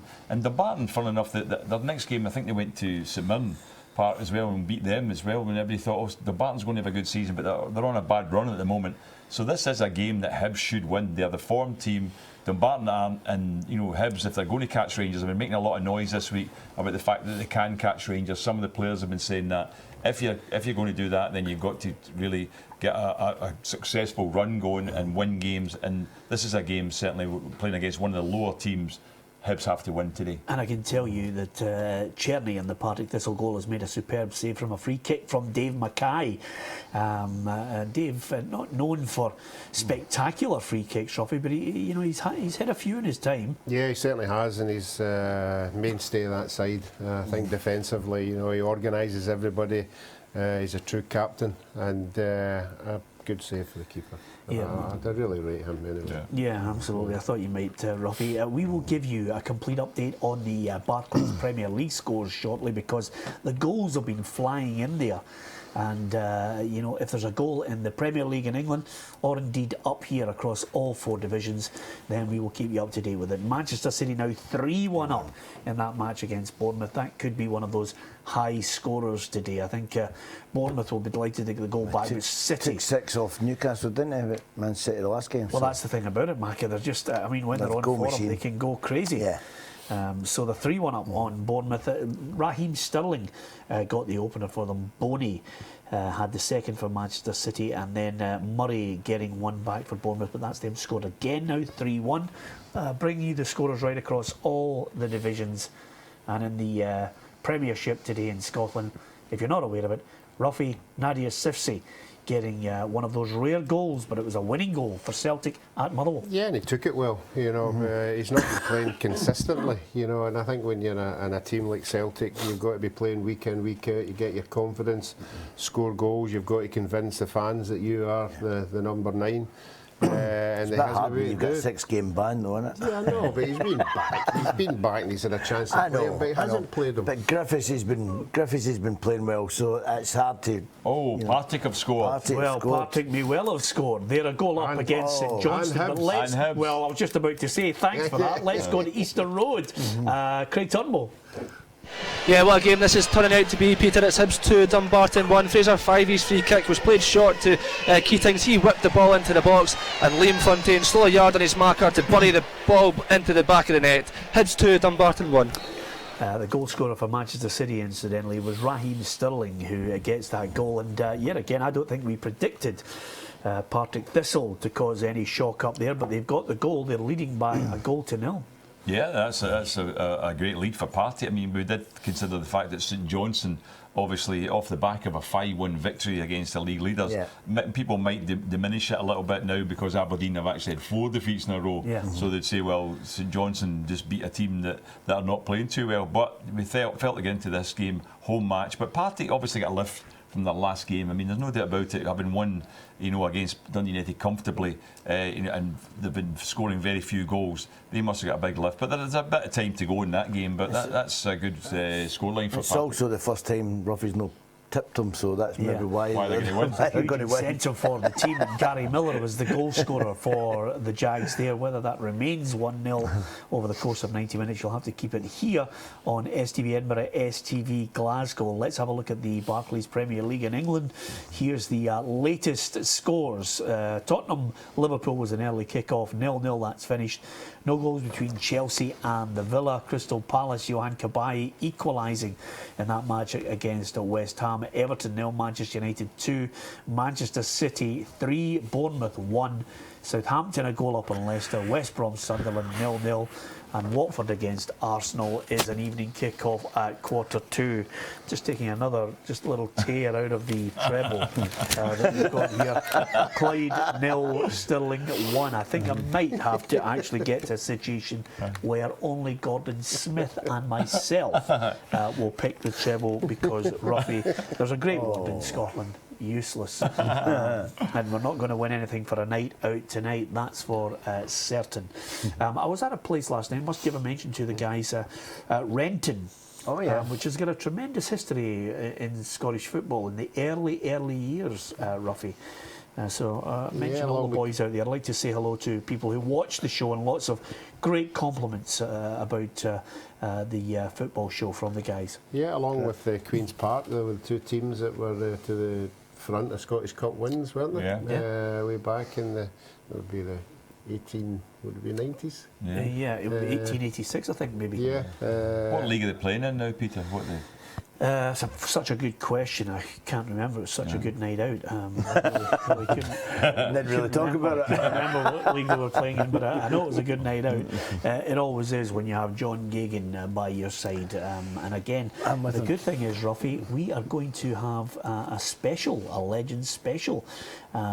With John Geoghegan. I know some people may well laugh at it, but he was a player revered and respected by Motherwell fans, and of course Morton fans as well. Maybe didn't get the recognition that he truly deserves. He's in the Motherwell greatest ever team, and we've got a Legends special coming up with him. He was your traditional winger. Head down, get the byline, ball in, good crosser of the ball. As you say, underestimated. Yep, great lad. Absolutely love listening to him, and of course he simplified wing play.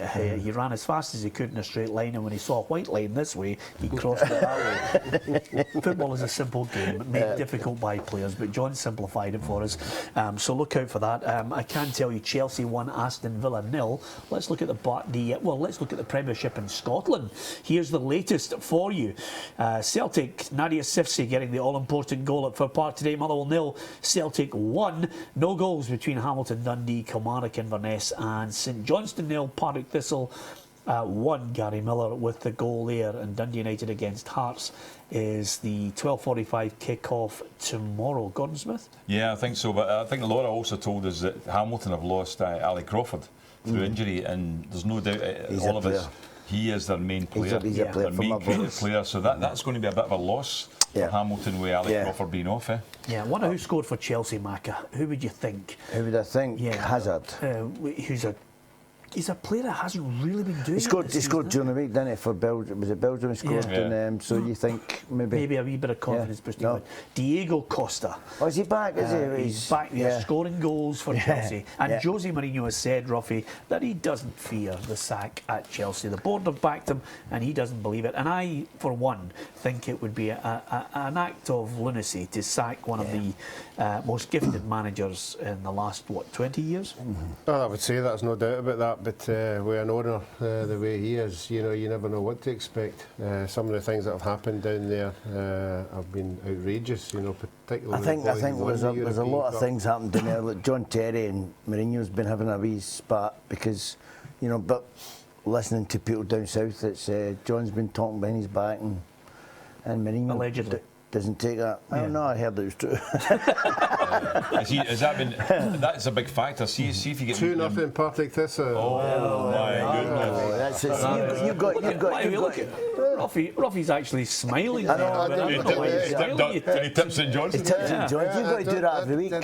You've got to do that every week. I don't mind losing points for my team. It just shows you what something can do as far as the confidence is concerned. Let's go. Annan have scored. I'll tell you, Annan, a goal up against the Gus McPherson's Queen's Park. That's a good one. It's somebody that doesn't even know who the captain was when they won the trophy. Yeah, for Partick Thistle. We were all captains that day. We're all captains. There's one of your classic bland vague lines. Let's go and see. You mentioned Ali Crawford there picked up the injury. Let's see how Hamilton are faring at New Douglas Park. Laura Brannan is there.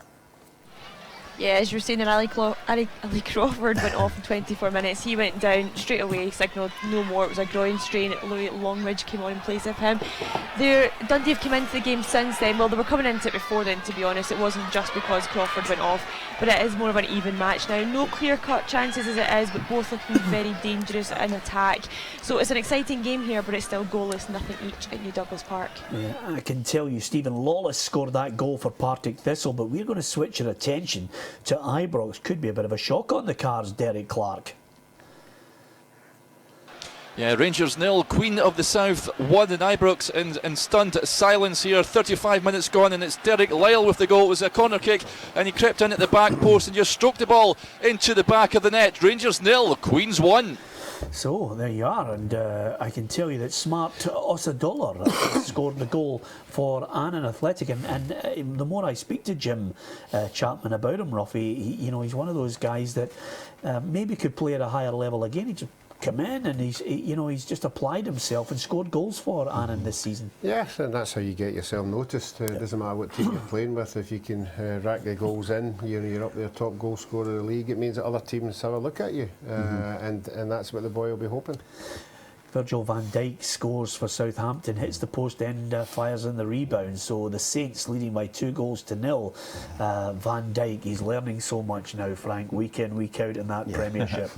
Well, listen, I had a little go at him because he came out and says, 5 games in, and I can understand to a certain degree, but if he's down there a year and he says, look, I've learned more in a year than what I did in 2 years in Scotland, I can understand that.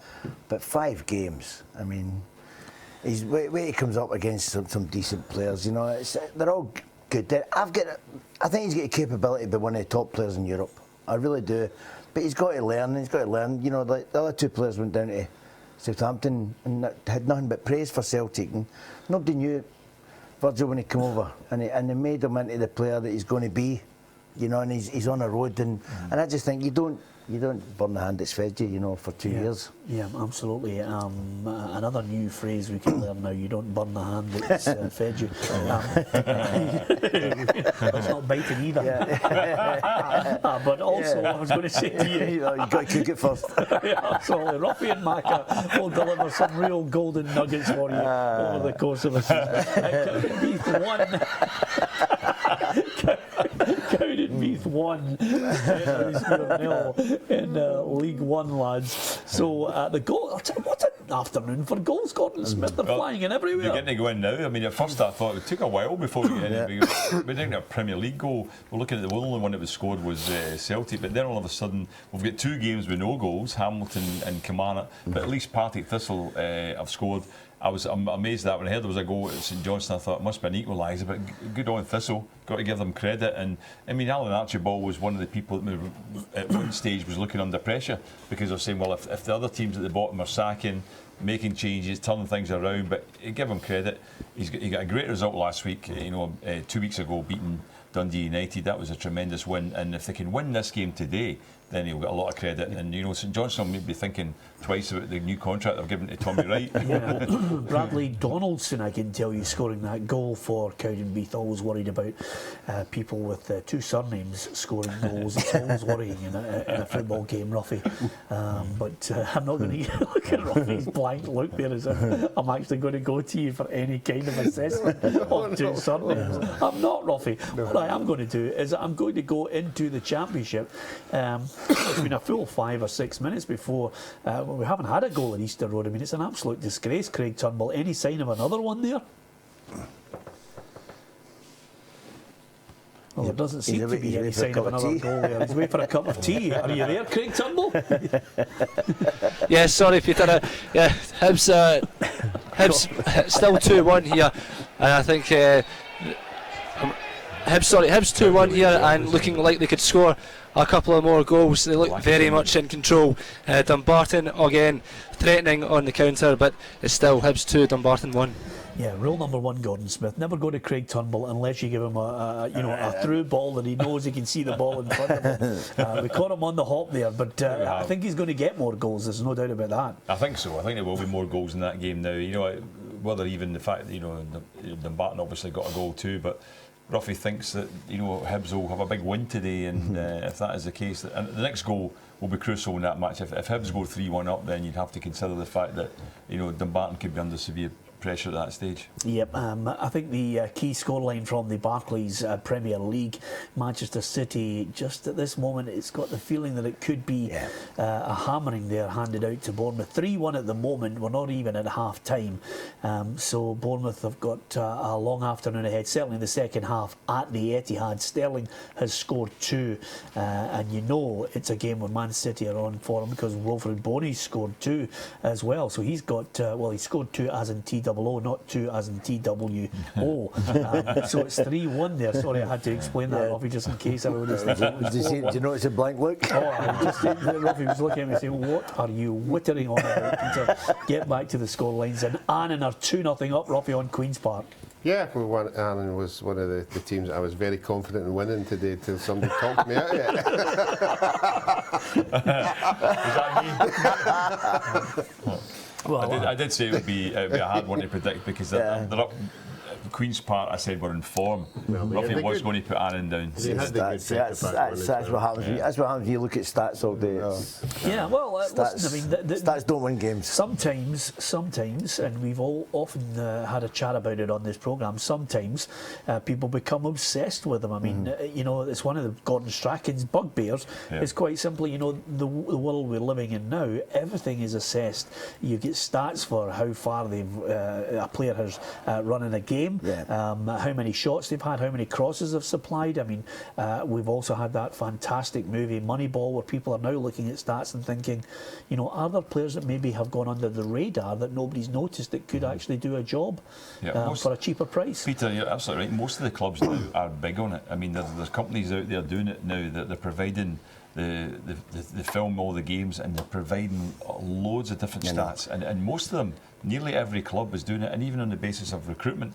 And looking at players and thinking, okay, let's look at a certain player. What does he add to, say a centre half? How many challenges did he have in the air? How many did he win? These things, I know that people say you can see a lot with your eye, but I think it's a mixture of the two things. I think you need nowadays, especially the top clubs in Celtic, if somebody offers a player to them, an agent phones up and says a player, they can press a couple of buttons, and they've got everything on that player, no matter what country they're from.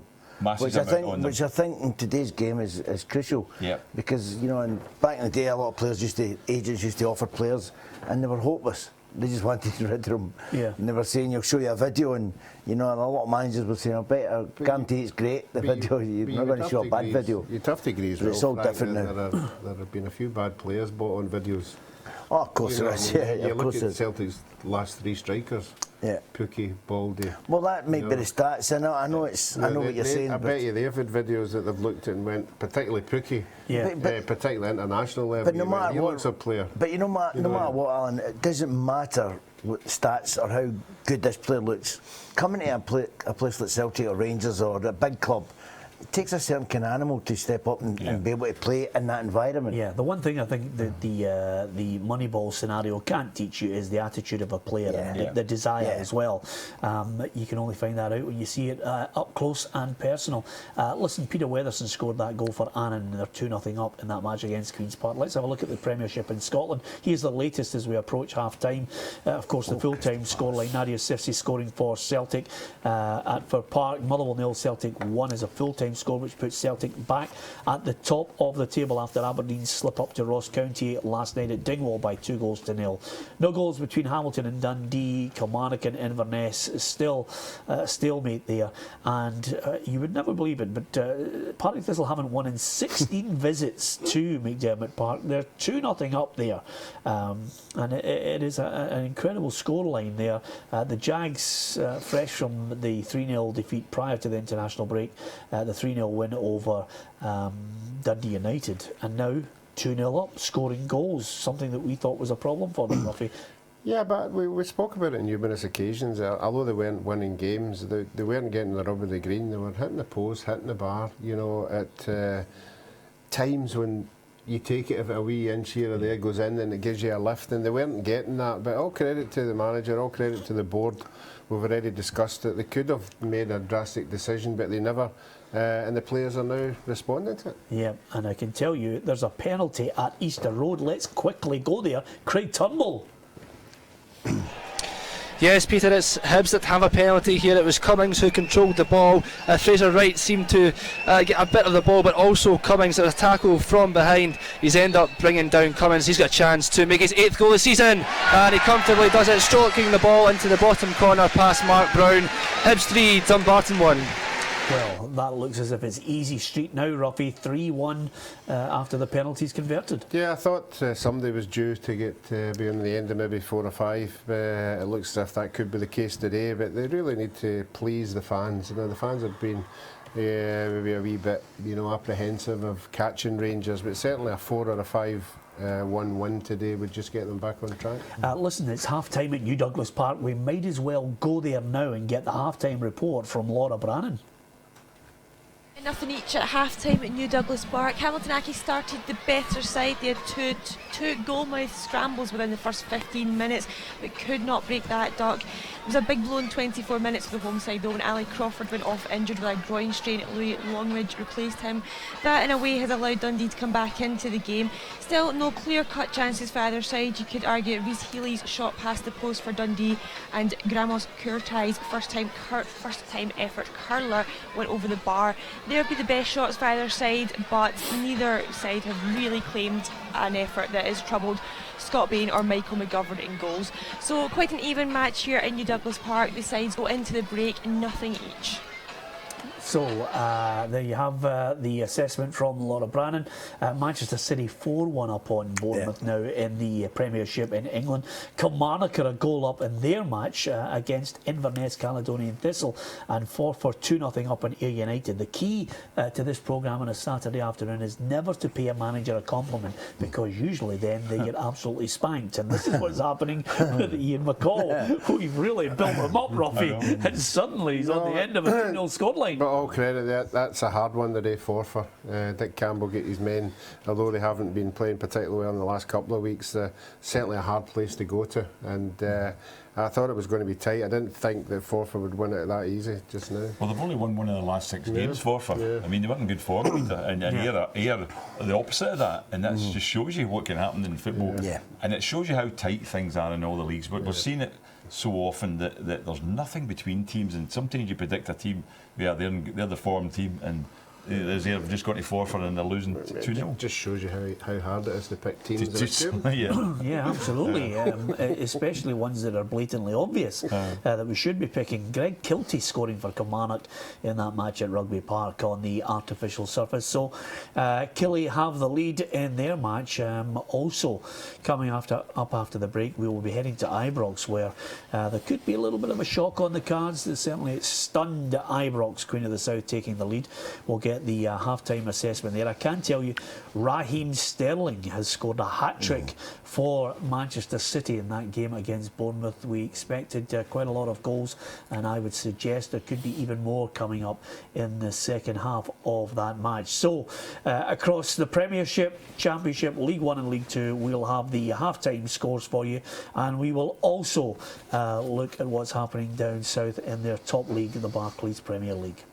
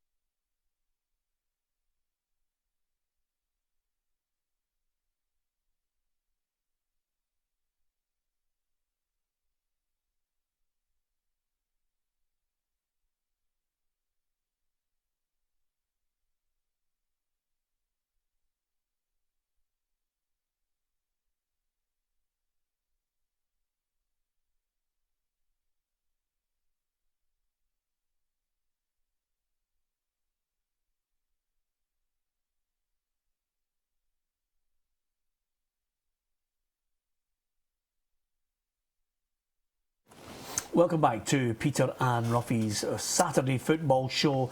We're into the Championship to give you a half-time update from that match at Ibrox. It is, of course, Rangers against Queen of the South, Derek Clark. Yeah, half-time here at a surprisingly quiet Ibrox. It's Rangers 0, Queen of the South 1, and it's been a classic case of if you don't take your chances, you'll get punished. That opening goal came in the 35th minute. A Ryan Conroy corner was flicked into Derek Lyle at the back post, and he stroked the ball into the back of the net to silence the Ibrox crowd. Rangers, as you can imagine, have had the majority of possession, but they haven't been clinical enough in front of goal. Kenny Miller was guilty of missing their best opportunity when he blazed over from a few yards out after great work from Barry Mackay. Martin Waghorns also had a couple of efforts, well saved by Thompson in the Queen's goal. James Fowler's men may be a little fortunate to go in at the break in front, but they won't care one iota about that. Half time here at Ibrox, Rangers 0, Queen of the South 1. Thanks very much to Derek Clark. Not too many goals in the Championship, but there's one particular area where there are a lot of goals, and Craig Turnbull has been watching Hibs against Dumbarton. Yeah, fantastic first half here from Hibs, Peter. It's Hibs 3, Dumbarton 1. Dominic Malonga ignited this match with an absolute screamer, cutting in from the left-hand side and curling a right foot effort right into the top corner from the edge of the box. Dumbarton's response was immediate. It was David Gray who made a mistake in the box, and Grant Gallagher did brilliantly to just slot the ball past Oxley in goal. That really failed to reflect Hibs' dominance in this first half, and they soon went ahead again. It was McGinn free kick into Liam Fontaine with a header to put Hibs back in front. They weren't finished there, they added a third just before half time. Fraser Wright upended Jason Cummins in the box. He dusted himself down and took the penalty to get his 5th league goal of the season, stroking the ball to Mark Brown's right hand. So very impressive Hibs so far, and expect more goals in the second half. It's Hibs 3, Dumbarton 1. Okay, that's a story from Easter Road. Let's look at the Premiership in Scotland. Of course, Motherwell 0, Celtic 1 was the early kick-off there. Full-time, Nadia Sifsi's goal, the difference between the two sides. Laura Brannan has given us already the details of the game at New Douglas Park. No goals there. Kilmarnock 1, Inverness, Cally Thistle 0, Greg Kiltie with the goal. And there's St Johnstone 0, Partick Thistle 2. Let's go to the Championship and have a look at the scores there. At half-time, Alloa 0, Raith Rovers 0, Falkirk 0, Morton 0, Hibs 3, Dumbarton 1, as Craig Turnbull has just revealed to us, Livingston 0, St Mirren 1, Rangers 0, Queen of the South 1. Into League 1 in Scotland, Airdrie and Brecon City and Albion Rovers and Peterhead, no goals in both those matches. Cowdenbeath 1, Stenhousemuir 0, Forfar 2, Ayr United 0, and Stranraer 0, Dunfermline 0. And what about Scottish League 2?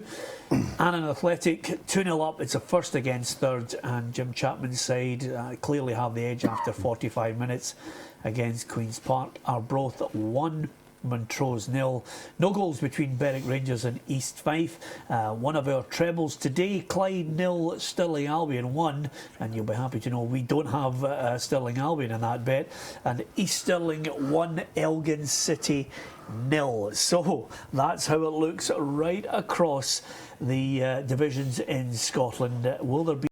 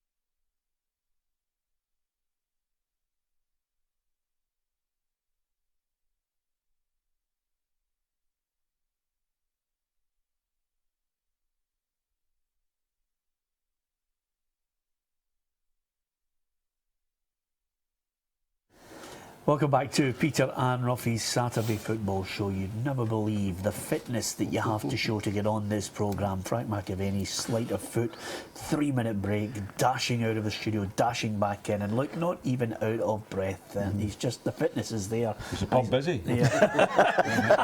That's a very good point. Couldn't get a beer. That's a very good point, Gordon Smith. Gordon Smith and Alan Rough alongside me, Peter Martin. Saturday afternoon, let's have a look at the Premiership down south in England. It's a full-time Tottenham 0, Liverpool 0. Jurgen Klopp's first game in charge. Could be an interesting time with the German in charge at Anfield. Chelsea leading by a goal to 0. Diego Costa scoring against Aston Villa. Crystal Palace 1, West Ham 1. Everton 0, Manchester United 2, and Schneiderlin and Herrera, maybe not the two choices you would think of, scoring the goals for United today. Manchester City 4, Bournemouth 1, a hat-trick for Raheem Sterling. Wilfred Boney with the other goal for Manuel Pellegrini's side. Southampton 2, Leicester 0, Virgil van Dijk scoring again for Southampton. That's his second of the season. And it's West Brom 0, Sunderland 0, and Watford against Arsenal is the 5:45 kick-off this evening. Again, perception and reality seems to be the story of the week in English football, because Sam Allardyce is defending the football that he likes his teams to play. There's been a lot of criticism from West Ham fans about the way Sam plays football, and he goes back to Graham Souness criticising him because he seemed to have the Indian sign over any of Graham Souness's sides when they were playing against him, and Graham Souness labelled Sam Allardyce's teams as a long ball team. Are we unfair in the media to Sam Allardyce's teams? I don't think so. I mean, I wouldn't like to play for a manager like Sam Allardyce. Why not? Well, because as a striker, you want the balls coming across the box so you can go and header it to goal. You don't want the balls coming flying. And I know people say, well, it didn't happen. I've been to a lot of games down there. Yeah. And it did happen. And you know, and when, you know there's something wrong when your team wins and you're coming off a partner getting booed. And that's, you know, that was a sign of Sam Allardyce to say that it was ridiculous and stick a V sign up at the crowd, and he just, you know, he says they don't match my ambition. Sam thinks he's better than what he is. He's what you keep. He'll keep you in the division. I don't think he'll do it at Sunderland. I think they've not got the team there, unless he buys players, which I don't think they've got the money. But I don't think he'll keep them in the division. I just don't think, and it'll serve him right because he's now saying he's wanting to be the England manager. Can you imagine the whole English football watching that? It'd be great for Scotland. Well, I can tell you the second half underway. We're in the Premiership in Scotland. We're off to New Douglas Park, and Laura Brannan has the details.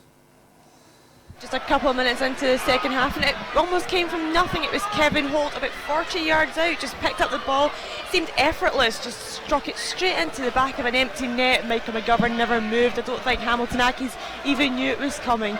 1-0 for the visitors at New Douglas Park. What a strike that was, and that's a little bit of a shock. We didn't pick Dundee for the first week in ages. We decided to go for Hamilton Accies, but the strike there for Dundee. And again, speaking to Jerry McCabe, Roughie, he's mentioned that there's countless games that Dundee should have won. They just haven't had the rub of the green, because I thought they'd be a top 6 side. Well, I think they're doing exactly what Macca's talking about. They're playing attractive football. You know, they're not sitting in. They're not trying to get draws. Or they're trying to win games, whether it's home or away. Sure enough, they've been on the end of a couple of hammers there. But if you're a supporter and you're going there and you're seeing your team try to play football and create chances, they've certainly got strikers in there who can score goals given these chances. I just think that his main problem is consistency. They can't get on a wee run just now, and but this might be the turning point. What do you make of Macca's condemnation of Sam Allardyce? That's a condemnation. You want to watch football. Another side of Macca. Who would you say are one of the teams who play really good football? Okay, let me ask you this: Does he deserve to be the 13th highest paid manager in the world? Well, I mean, hold on a minute. The point I'm making is Arsenal. You would say attractive football, of course. Good football. Who's getting pelters just now? Well, but it's been good football for 10 years. Yeah, but he's not winning. Well, he has won it. Well, not with the standards that they're looking at. They should be challenging for the league, I think. The point is he's playing good football, and that's what the people But I think the problem enjoy. was with West Ham is they've always been, the fans have always had this thing in their The mind, demand, you know, they don't. haven't they? What is a certain type of football? An FA Cup every 20 years? Well, it No, is, it's but not a case of I that. know They what you want, mean. they want football. No, they just want the ball getting They've only played. won an FA Cup in 20 years. Correct. It's But down to whether you get Gordon, success does or that not not. determine the players that you've got? Well, The you players play- you've got in your But surely, team? That's what you do. You play along with the players you've got, I think we're missing the point here. The fans are a big thing still in today's football. Here's the fight back. St Johnstone 1, Partick Thistle 2. Suddenly, after a half-time team talk from Tommy Wright, the fight back is on, Roughie. And this is the problem that we've witnessed over a couple of seasons, Roughie. Partick Thistle struggle to hold on to leads. Yeah, they struggle to hold on when they're winning 1-0, but you would think winning 2-0, you know, would be definitely, and I think that's that right bugbear in mind is losing a goal after you commit after a team talk, and it's concentration level. And it's a big failing, as you've just said there with Partick Thistle, but it's a failing with other teams as well. Sometimes, I mean, who was it that kept all his players out in the park one day? Oh, it was Brown. Aye. Brown, Yes. it was I Brown, think didn't sometimes it? you're better staying it. Yeah. You know what I mean? You're in the But do you middle of know it. what? Who's going to They made do a it? feel Yeah, I know, it made it feel him the because boy Yeah, Bullard. we the thought boy yes. Bullard done it and he was giving it all. When you go in, you sit down. You know, you saw Dundee doing all their warming up stuff with the bands and Yeah. everything and that. Well, why?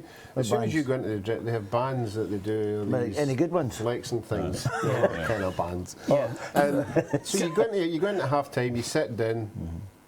Yeah. You cool down and then you go out and all of a sudden But you you get hit. know yourself, Ruffy, my experience of football is In you were the the same. middle of winter when it's absolutely bucketing down, you want to sit in the middle of the park. Do you not find the same thing Occasion. was, regardless, Fucking it was the score line that the manager reacted to. I at know, it was the half-time. scoreline, If yeah. you were getting beaten, you get slaughtered. If you're winning, everything was fine. It was down to the He score wanted to line. show Well, listen. he wanted to show the fans, but it backfired big time. Yeah. Managers can actually spark a reaction in a team from a half-time team talk on countless occasions. They can inspire. Some obviously can't get anything out of a team because at the end of the day, if you haven't got the players to do it, then it can't happen. Stephen McLean scored that goal for St Johnstone. That's 9 for the season now. Gordon, he's going great gun, Stephen. Yeah, he is. He's a good goal scorer. There's no doubt about it. He's a finisher, and you know he's a regular goal scorer. 9 goals. It's the start of the season, albeit there's I think one of them or two of them have been penalties. But to be fair, he still deserves to get a lot of credit for his goal scoring. Yeah, absolutely. Let's go to Ibrox because Derek Lyle certainly shocked everybody at Ibrox with that goal for Queen of the South. An update from Derek Clark, who's there. Yeah, it's still Rangers 0, Queen of the South 1, but Rangers a fantastic chance to equalise there just on the 50th minute mark. Lee Wallace with a great ball into Martin Marcon. He hit it first time, and a terrific save from Thompson to deny the Rangers striker. So it's still Rangers 0, Queen of the South 1. So, no way through so far, but I imagine the pressure will intensify, Gordon, as the afternoon goes on at Ibrox. There's definitely, I mean, the one thing about it, any time you've ever, I mean, I remember my days going to Ibrox when I was at Kilmarnock. The one thing you want to do is get a lead, keep Rangers quiet for as long as you can, because then sometimes the fans begin to react to it and give the team a bit of stick, and it's actually in your favour if you can just hang in there. And, you know it is. So I think we spoke about it before, didn't we? Yeah, Queens will probably be. You know, the players get a lift. I mean, Derek Lyle's a real veteran player now, but he's a good goal scorer. He's scored again today. He's somebody, I mean, the manager Warburton mentioned before the game, experienced striker. Well, that's what they've got, and he's put them 1-0 up. And I'm sure, I know myself, if you're winning at Celtic Park or Ibrox, you get a big lift. Adrenaline will be flowing. Yeah, and the news will be there about. I still think that Hibs will, eventually get to a point where they can close that gap. Alan Stubbs is almost certain they can catch them. We can't argue with them mathematically. And today, when we were questioning whether they were going to get the response, Roughie, well, the response is there. Yeah, my problem was I don't have any doubts that the Hibs will start playing and start picking up points. My reason why they won't catch Rangers is I don't think there's enough other teams in the league will take points off of Rangers. But that's proven it as we're speaking just now. But I just don't think there's enough other teams in the league who will take points off of Rangers, and that's why Rangers will be hard to catch. Well, I think Ruffy's right, but at the moment I don't think Rangers are playing too well at the moment. Since they get beat with St Johnstone, they got a little reality check. You know, and some teams you've got to go back to against Premiership opposition, you know, when you lose the ball, you've got to chase back, and it was a reality check because they can get away with that in the Championship. They don't get away with it in the Premiership, and the manager must be doing something because they've not played. Let's go to Ibrox because there's something dramatic has happened there. Derek Clark can give us the details. Yeah, right on cue, Macca. Rangers have just equalised. It's Rangers 1, Queen of the South 1. A great ball into Jason Holt, and he simply flicked the ball over Thompson into the far corner of the net. It's Rangers 1, Queen of the South 1.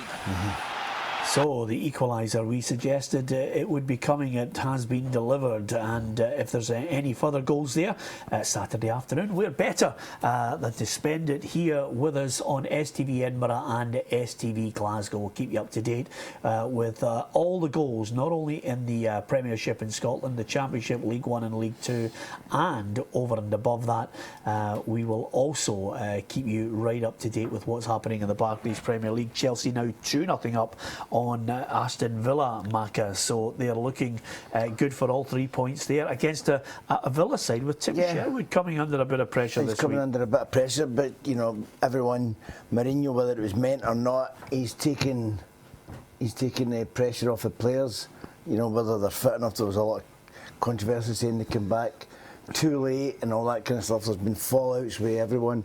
And you know, I just think, defend them, of course, I just think, you know, that Costa makes a difference. When you've got someone like Costa up front, he knocks people about and he upsets people, and you know, and it just causes that space for your players like Oscar, Hazard, when you get them on the ball, because Costa is taking 2 players and it leaves space, and that's how we Chelsea play. And they need to get it going, Chelsea, because they're well behind, aren't they? Who would have thought They've that? got a long way to go to catch like some Man City, Man United, Arsenal. If Arsenal win tomorrow, I mean, Chelsea are quite a few points behind now. Yeah, and of course, we always like to see Scottish players scoring in the Premiership in England. It's always good to see them scoring. Alan Hutton scoring for Chelsea. Maybe not the goal we were liking at one end, but at least he's got on the score sheet, Roughie. He's an own goal which kills off his side. 2-0 now for Chelsea. Yeah, he's a player that I think's went backwards rather than forward. You think so?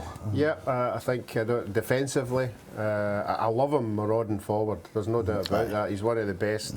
But I think defensively, he's absolutely all over the place. And most of the goals that I see losing in the teams that he's in, it's down his channel. Well, they didn't really appreciate him. I know for a fact when Harry Redknapp came in at Tottenham, I remember speaking to Kevin Bond, who was his assistant, and I was friendly with Kevin because we played at Man City together, and I said, I see you're not playing Alan Hutton now, and he says Harry doesn't rate him at all. No, he doesn't. He's a bad defender, he thinks. Well, I have to say, you know, what an afternoon for having a real ding-dong battle and contrast in opinions. That's what it's all about on this programme. As soon as I mentioned to Macca about his condemnation of Sam Allardyce, did you see him bristle?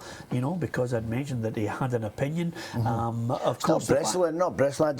I don't like the style of play that he brings to a football club. Yeah. I understand all the keep them in the league. And that's all Sunderland want. They want to win games, and Sam could do that, but it's just not pretty to watch. Yeah. It really isn't. The point I was about to make, in contrast to Macca's opinion, and this is what it's all about, and I'm not necessarily a Sam Allardyce fan, is do you want you know, a certain brand of football, or do you want an effective manager who will get you in today's Premiership somewhere in the region of £100 million just by keeping them in it? It's more. And that's Sunderland's attitude, I think, now. I think so. I think that's absolutely right. I mean, he's going in there to save them, basically, because you know the last thing that you want, you know, Sunderland would be out the division, because you know obviously you get 3 years parachute payment when you go down, and it's still a lot of money, but they'll want to still be up there. They want to be up there competing. The same league as Newcastle, they want to be playing against them. So I think that he's going in there. The two of them might be in the Championship. Exactly. But what they've been looking at is that's true. What they're looking for, though, is they're looking for someone who I think, you know, Frank would have to admit it in respect, he's got a lot of experience in that division. Course. It's not like maybe other people maybe available haven't got the level of experience he's got, and despite the fact that maybe the West Ham people weren't happy with it. I mean, he was Newcastle manager before anyway, wasn't he? He was Newcastle. It's not just Peter. It's not just that. It was, you know, nothing against him, but the way his attitude towards the fans down at West Ham was shocking. Listen, I'm It not really knocking was. you for having the opinion of you don't like Sam Allardyce. We all have managers that you like and you don't like for a style. That's fine, but he is, protesting vociferously on his record. Listen, there's something happening at New Douglas Park right now, a bit of indiscipline. Let's go there now. Laura Brannan has the details.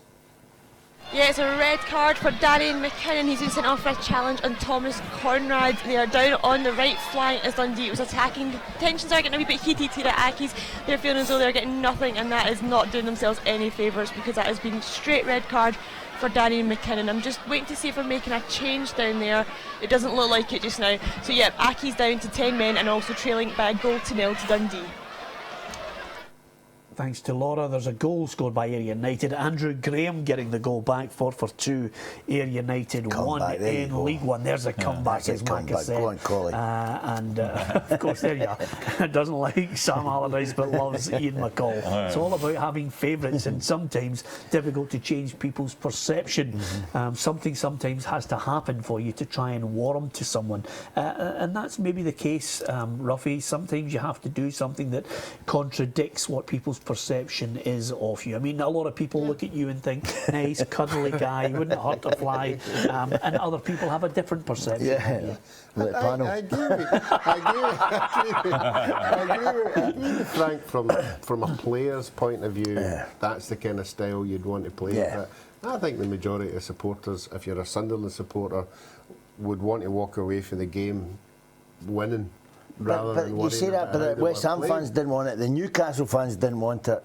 Yeah, but I think if he keeps them up and he wins games, the fans will go away happy. And I know from a footballer you're saying that's not the kind of style I would like to play under, but from a supporter, if I was a supporter going to a game, I just want my team to win. If they play good football, fantastic. Well, there is a level and a stage that everybody goes through, Roughie. If you have delusions of grandeur or expectations, suddenly, I'll give you one team in Scotland, Rangers, going through the divisions, fine, phase 1, phase 2, phase 3, but the players that they had, suddenly they were winning games, fine, they bought into that. Next minute, up a division, not too happy with the way the football's being played here, and now suddenly you're in a situation where Rangers are in the Championship and the fans are responding to a manager because they're playing a certain style of football. They may well try and play that style of football in the next step up, and whether they're able to and whether they get the results they're looking for, who knows. But fans change from time to time, and that's where the pressure comes, Gordon. Yeah, definitely. I mean,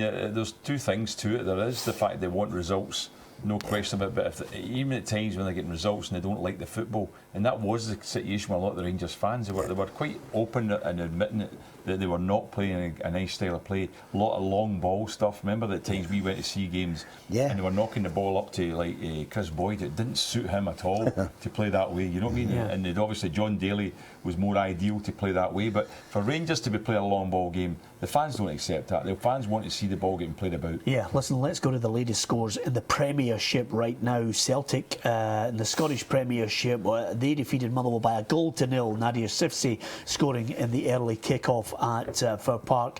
Hamilton 0, Dundee 1, and the crucial breakthrough there from Holt has given Dundee the lead in that one. Kilmarnock 1, Inverness Cali Thistle 0. Greg Kiltie with a goal there. Maybe the fight back on for St Johnstone. Steve McLean has scored. Partick Thistle still leading by 2-1. That's how it looks there. Finn Graham, I can tell you, scored for Berwick Rangers against East Fife. It's Everton 0, Manchester United 3. That's a hammering there on a day of emotion at Goodison Park with the sad passing of Howard Kendall. But Manchester United clinical in their thumping of Everton at Goodison, 3-0 at the moment. I can tell you, here's how it looks in the Championship.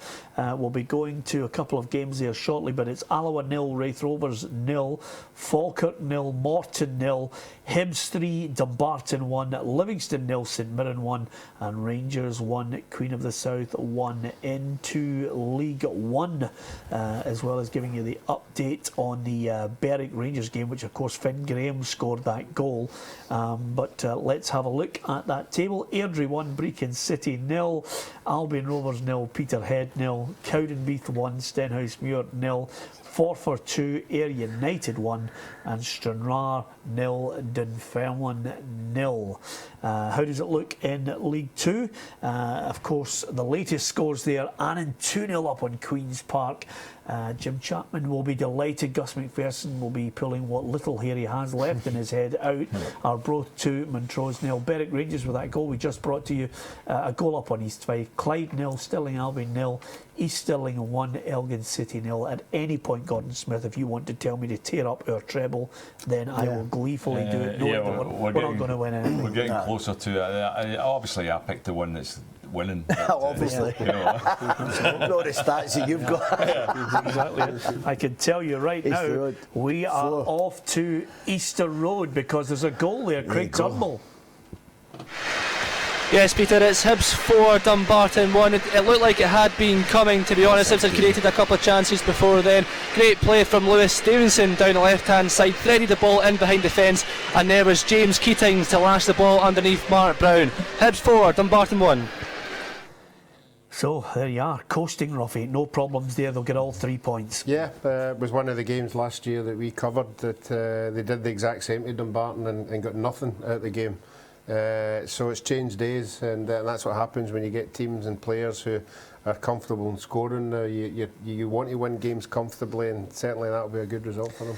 Yep, game on there at Ibrox now because Mark Warburton and the Rangers fans will be well aware of Hibs coasting. They want to try and get that all-important goal. It's still 1-1 at the moment. What about the Barclays Premier League in England? Let's have a look at the latest scores for you. Chelsea 2-0 up. Costa and an own goal from Alan Hutton. Crystal Palace 1-1 with West Ham. It's Everton 0, Manchester United 3. They are absolutely coasting there, United. Schneiderlin, Herrera and Rooney with the goals for United. Manchester City are also out in front by some distance, 4-1 against Bournemouth. Wilfred Boney scoring and a hat-trick from Raheem Sterling. Southampton 2-0 up on Leicester. Virgil van Dijk, one of the goal scorers for the Saints in that match, and Claudio Ranieri will be far from happy with that match so far at St Mary's. West Brom 0, Sunderland at 0 in that game. It's an incredible game. Sunderland are playing tiki-taka football, free-flowing, just little touches here and there, 1-2s, everything. It's unbelievable. Some of the players are actually dribbling and passing, and the fans are up on their feet cheering them and give us an A, give us an L, give us an L, give us an A. And that's why West Brom have just scored. Yeah, absolutely. That would be great. Yeah, absolutely. Now they're saying Allardyce out. This is terrible. That's unbelievable. You couldn't time that any better, could you? It's Berahino has scored the goal for West Brom, and then the Sunderland fans are heading out now. They're leaving because they usually only stay for 70 minutes in a game, Frank, and then they go out en masse. Listen, it doesn't matter what people think about Sam. I just don't think the players that he's got at Sunderland, I just don't think he can. He's not a miracle maker, and no matter what way style of football, I don't think the players are good enough. Sam, Josh McGuinness, what a week for the boy. He scored, Roughie, 2-0 for Kelly. Yeah, I mean, I feel happy for Gary Locke. I think Gary Locke's been getting, I think he's another manager who doesn't think that he's won over the fans yet. And I think games like that, wins like that, obviously the bad results they've had at home, because I mean a lot of the Kilmarnock support don't really travel away from home, so you've got to win your home games and you've got to get the guys who are coming in happy, and certainly that today will be a good result. Absolutely, because he's had a bit of stick for some of the home performances as well, but to be beating Inverness, who a lot of people would consider the form team, they've been moving up the league a little bit, that'd be a very good win for Kilmarnock. But McGuinness, I mean, that's going to be a real boost for what happened to him last week. I mean, him scoring that goal and being part of the Ireland team, his form, his club form will probably improve because of that. And Queen's Park have got a goal back, lads. So suddenly it's Annan 2, Queen's Park 1. There's battles going on all across the country. Let's go to Ibrox to get a flavour of what's happening there. Is there a chance that Rangers could get another goal, or could there be another shock? Derek Clark is there.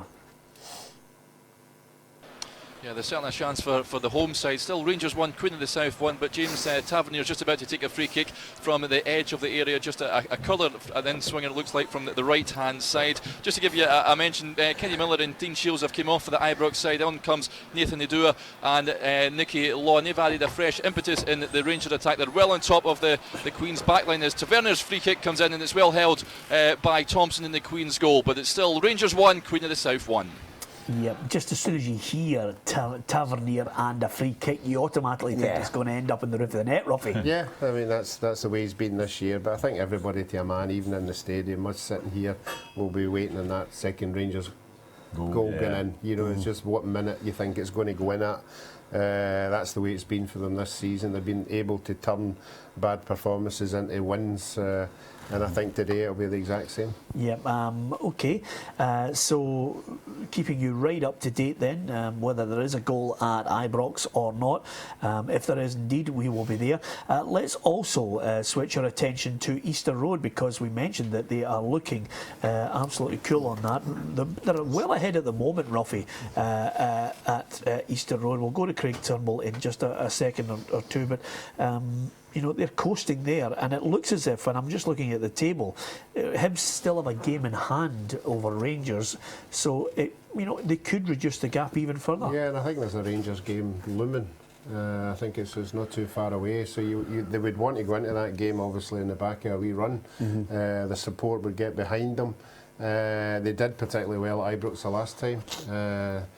I think a lot of them thought they had chances to win that game, so this will be the proving point for them in the season, if they could keep the gap to a minimum and beat Rangers at Easter Road. Yeah, let's go to Easter Road now and hear from Craig Turnbull. Yes, Peter, it's still Hibs 4, Dumbarton 1, 65 minutes played, and to be honest, it only looks like it's going to be Hibs that could add further to this game. Dumbarton have brought on Mark Docherty, so they're definitely trying to limit the damage here, as I watched Hibs with another great move. Here's Lewis Stevenson, and well, again, honestly, it could be any amount of goals today, Peter. Hibs have looked pretty impressive, clinical and ruthless. Hibs 4, Dumbarton 1. Okay, thank you very much to Craig Turnbull there, and what a brilliant piece of commentary. There's Lewis Stevenson, in a bit of pain there as he was describing that bit of action. There's an update from New Douglas Park. Let's go there now, Laura Brannan. Yep, equaliser for Hamilton Accies. It was Carlton Morris who headed home to make it one each, but in the process, Julian Expabergen seems to have been injured. He's down getting treatment inside the box just now, but we'll see if he's able to continue. But as it stands, after Dundee had taken the lead early in the second half, it has been all Hamilton Accies since then. Even that is with Darian McKinnon being sent off. They don't look like the team that's down to 10 men. They've just been attacked after wave after attack, trying to find that equaliser, and it has finally come through Carlton Morris' header. One each at New Douglas Park. Yeah, absolutely, and I'm thoroughly enjoying this afternoon. It's a real eye opener. I don't think the Dundee player Extra Burger will be too happy with Laura's pronunciation of it. It is a tough one. Credit to Hamilton Accies. Yeah. I mean, they've lost their best player, Ali Crawford, early on in the game. I thought that's when you maybe rule them out, and then all of a sudden they go to 10 men. And they've equalised. I know, so, see Roughie's face light up with his extra burger. Yeah, absolutely. Well, of course, because you knew his brother, cheese. But nevertheless, Extra Big Erin is there. For Dundee, it's just one of those fantastic afternoons. There's all sorts of things going on. Would you believe it? Listen, this programme is going crazy. I'm going to come back to Laura Brannan because tell me, what's happening there, Laura? Do you know? Peter, I'm going to go home. No, actually, the goal that I just confirmed there, it was one each for Hamilton Accies against Dundee. It's actually not been allowed, it's been disallowed. So I was right, Morris did hit the back of the net.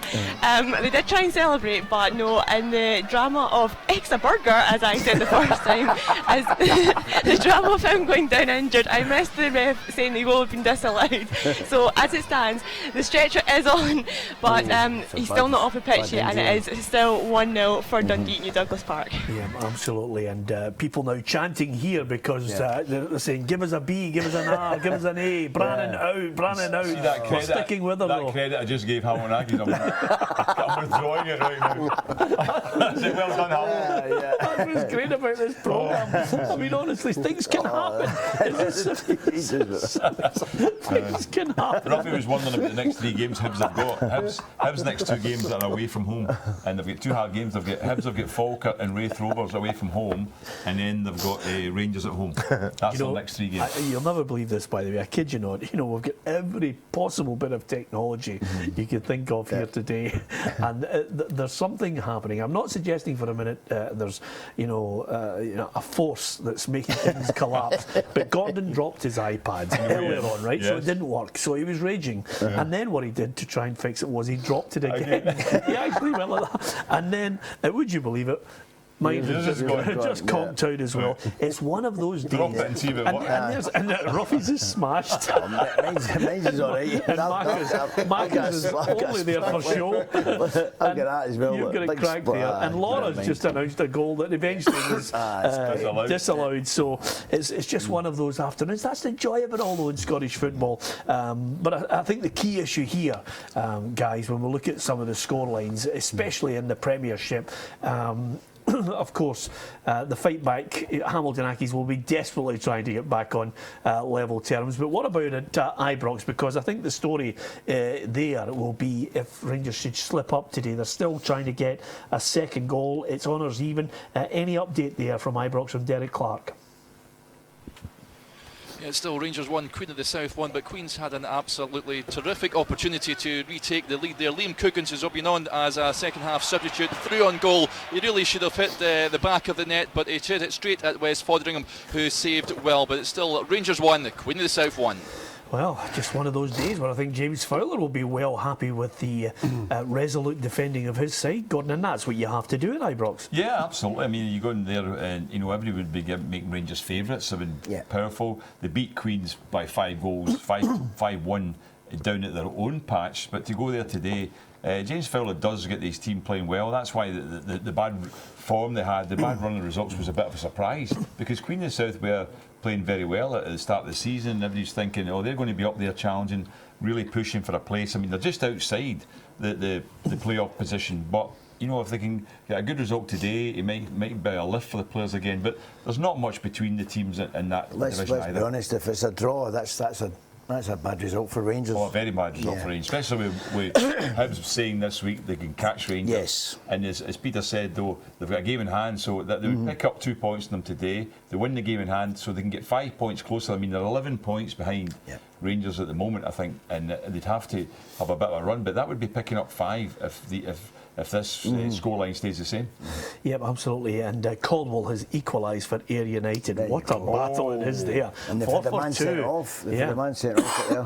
4-2, Ayr United 10 too. men. So clearly, I've just got this vision in my head of Dick Campbell bouncing up and down, firing the hat down and standing on it, raging as Ian McCall's side get back on level terms there. So clearly, the goals flying in across the country, and if there is a goal late on, we will be bringing you right up to date with it. Of course, I forgot to mention to you guys Leicester's goal scored by Jamie Vardy. He's had a good season, Frank. He's a player I like down south.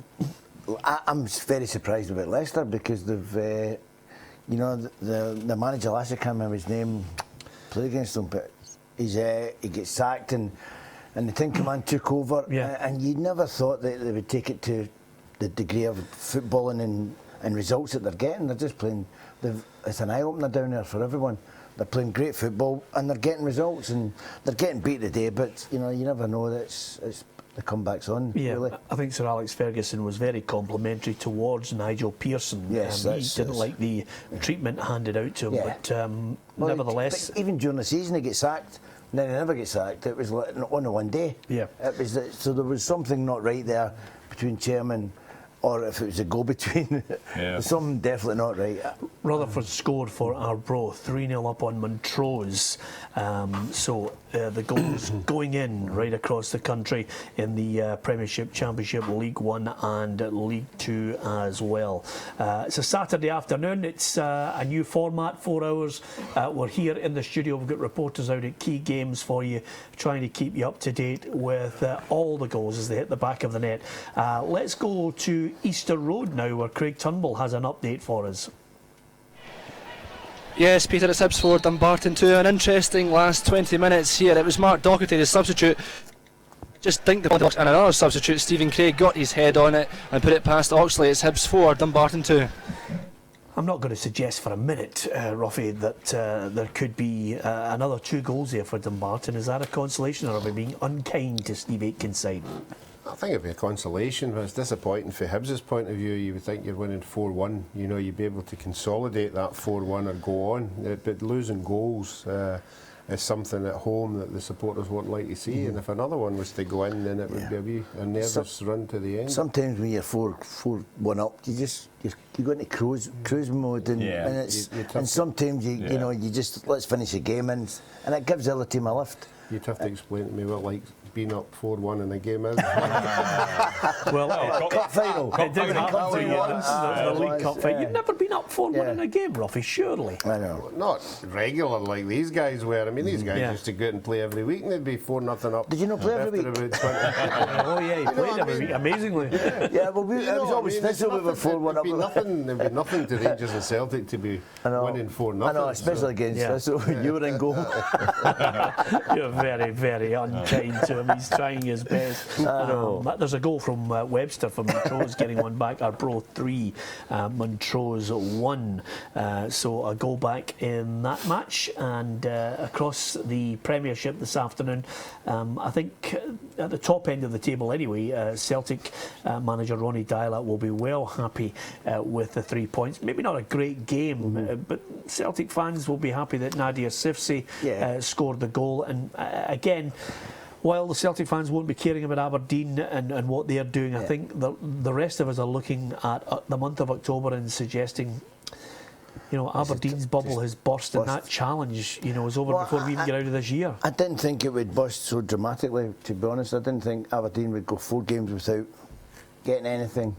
You know, and the pressure's mounting on Derek because not for that, just pressure by social media and people having a go at him, the sponsors having a pop, and it's just it's not nice for him. But I hope he's a great kid, Derek. So I hope he turns it around, and I hope he gets the team back playing again, because they were playing some decent football and they gave a challenge. I don't think there's many teams in the league going to give a challenge to Celtic. Yep. At the bottom end of the table, Roughie, St Johnstone 1, Partick Thistle 2. Still the scoreline that the Jags fans will be hoping they can hold on to. That really would be back-to-back wins. Yeah, well, we just said they were all waiting in the Rangers' second goal. I think most of the Partick Thistle supporters who aren't at the game will be waiting on the St Johnstone second goal, because this has been the biggest failing. You know, when their games are so tight, they've not been able to see the games out. But if they do see it out today, it just could be a change of fortune for them.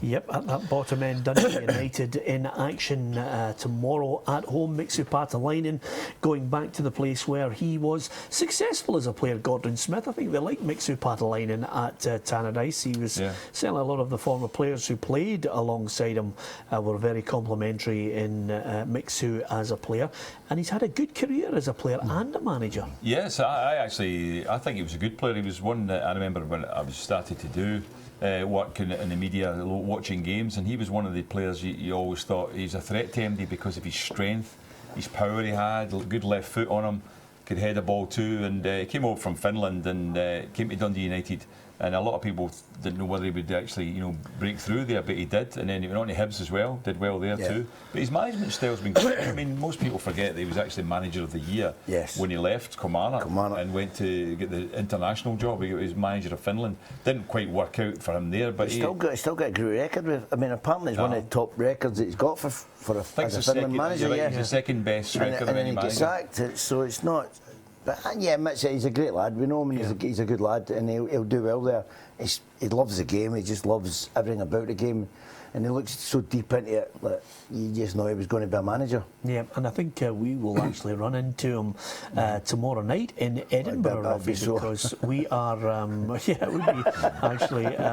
we are going to a function at the Cotton Exchange. I think some of the Hibs side that defeated Hearts by 6-2 are having a little get-together there, and they've invited us, so that's quite nice of them. Yeah, it'd be good to go along there. It's always good to celebrate big wins. I think there'll be a lot of ex-players there as well, a lot of ex-managers, a few guest speakers maybe giving us an insight and to the life in football. Yeah, And absolutely. what it's like to win big games. But no, because it's always good to go along and see games, see nights like that. Absolutely. I think I'm going to have something to eat before the starter, just in case one of the speakers just goes on too long. You know, I'm just worried about that. But we'll find out. I don't know.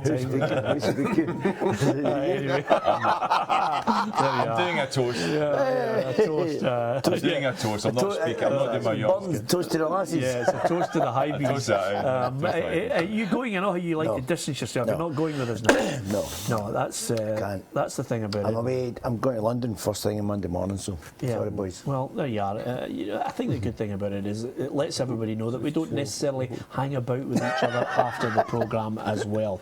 I can tell you that it's Cowdenbeath 2, Stenhousemuir 0, and also Alloa 0, Wraith Rovers 1. Now that is a big goal for Wraith Rovers in that championship, Gordon Smith. Definitely, they're sitting second top at the moment, so I said that might be a difficult game because the pitch doesn't suit every team. Wraith are in good form at the moment. They're on a good run, so for them to get that win today, if they can continue, if they can stay in front there and pick up the 3 points there, then they'll even move closer to Rangers too if Rangers aren't going to get a winner. Should we be talking more about the Macca? About Wraith Rovers? Yeah, well they've done very well, but I think the one I was just going to talk about is the Falkirk and Morton game. Seems to be nothing happening in it. Yeah. Which I expected goals in that one. Yeah. But Wraith Rovers have done well. You can't argue with where they are in the league. So but Wraith Rovers they're in merit. They weren't in anybody's four. No, but they started the season and they've continued and well, good full luck marks to Ray McKinnon because he's doing a good job there. Let's go to the Premiership then and have a look at the latest scores there. On a Saturday afternoon, you always like to keep up to date.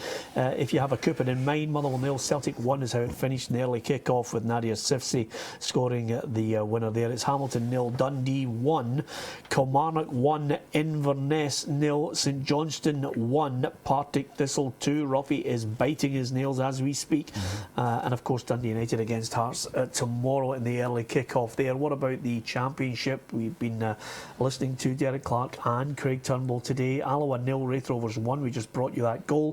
Falkirk 0, Morton 0. Macca surprised that there's no goals in that match. And Hibs 4, Dumbarton 2.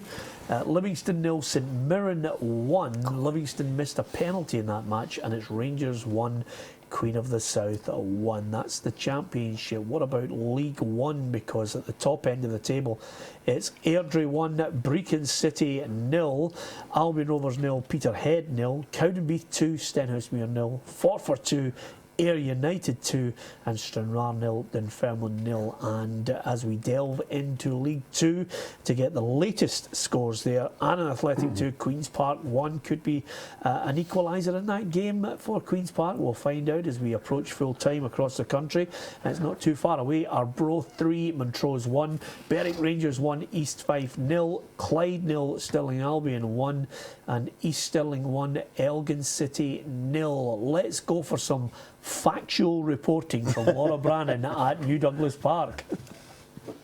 It's a goal for Hamilton Accies, I promise you this time, Peter. Dougie Emery with the equaliser, 6 yards out, and boy did he enjoy that one. Went running up the side, got booked for celebration as well, going into the fans, right up into the other half. So 1 each here at New Douglas Park, and a well-deserved equaliser for the home side.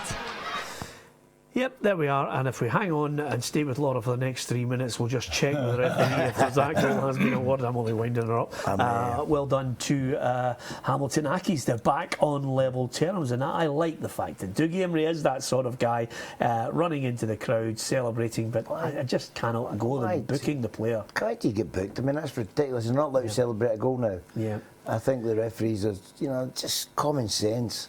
What was the most outrageous celebration that you... I was getting, oh no, it's celebration, I was getting absolute dog's abuse from Hearts supporters when I was at St Mirren. And someone scored, Jimmy Bone scored, I think, something like that. And I was there, and I just turned round and sort of gestured to the Hearts supporters, but not nothing bad. No, I get booked, and I was going, what? And I argued that much, they sent me off. Is that right? Yeah, and I was thinking, you know, you're not allowed to, they've been giving me dog's abuse for 40 minutes. And then when we scored, you know, I've turned around with a big smile on my face, and because I was celebrating there at the Hearts supporters, I get into trouble. Well, I'll tell you, let's go drama. Ibrox, Derek Clark has the details.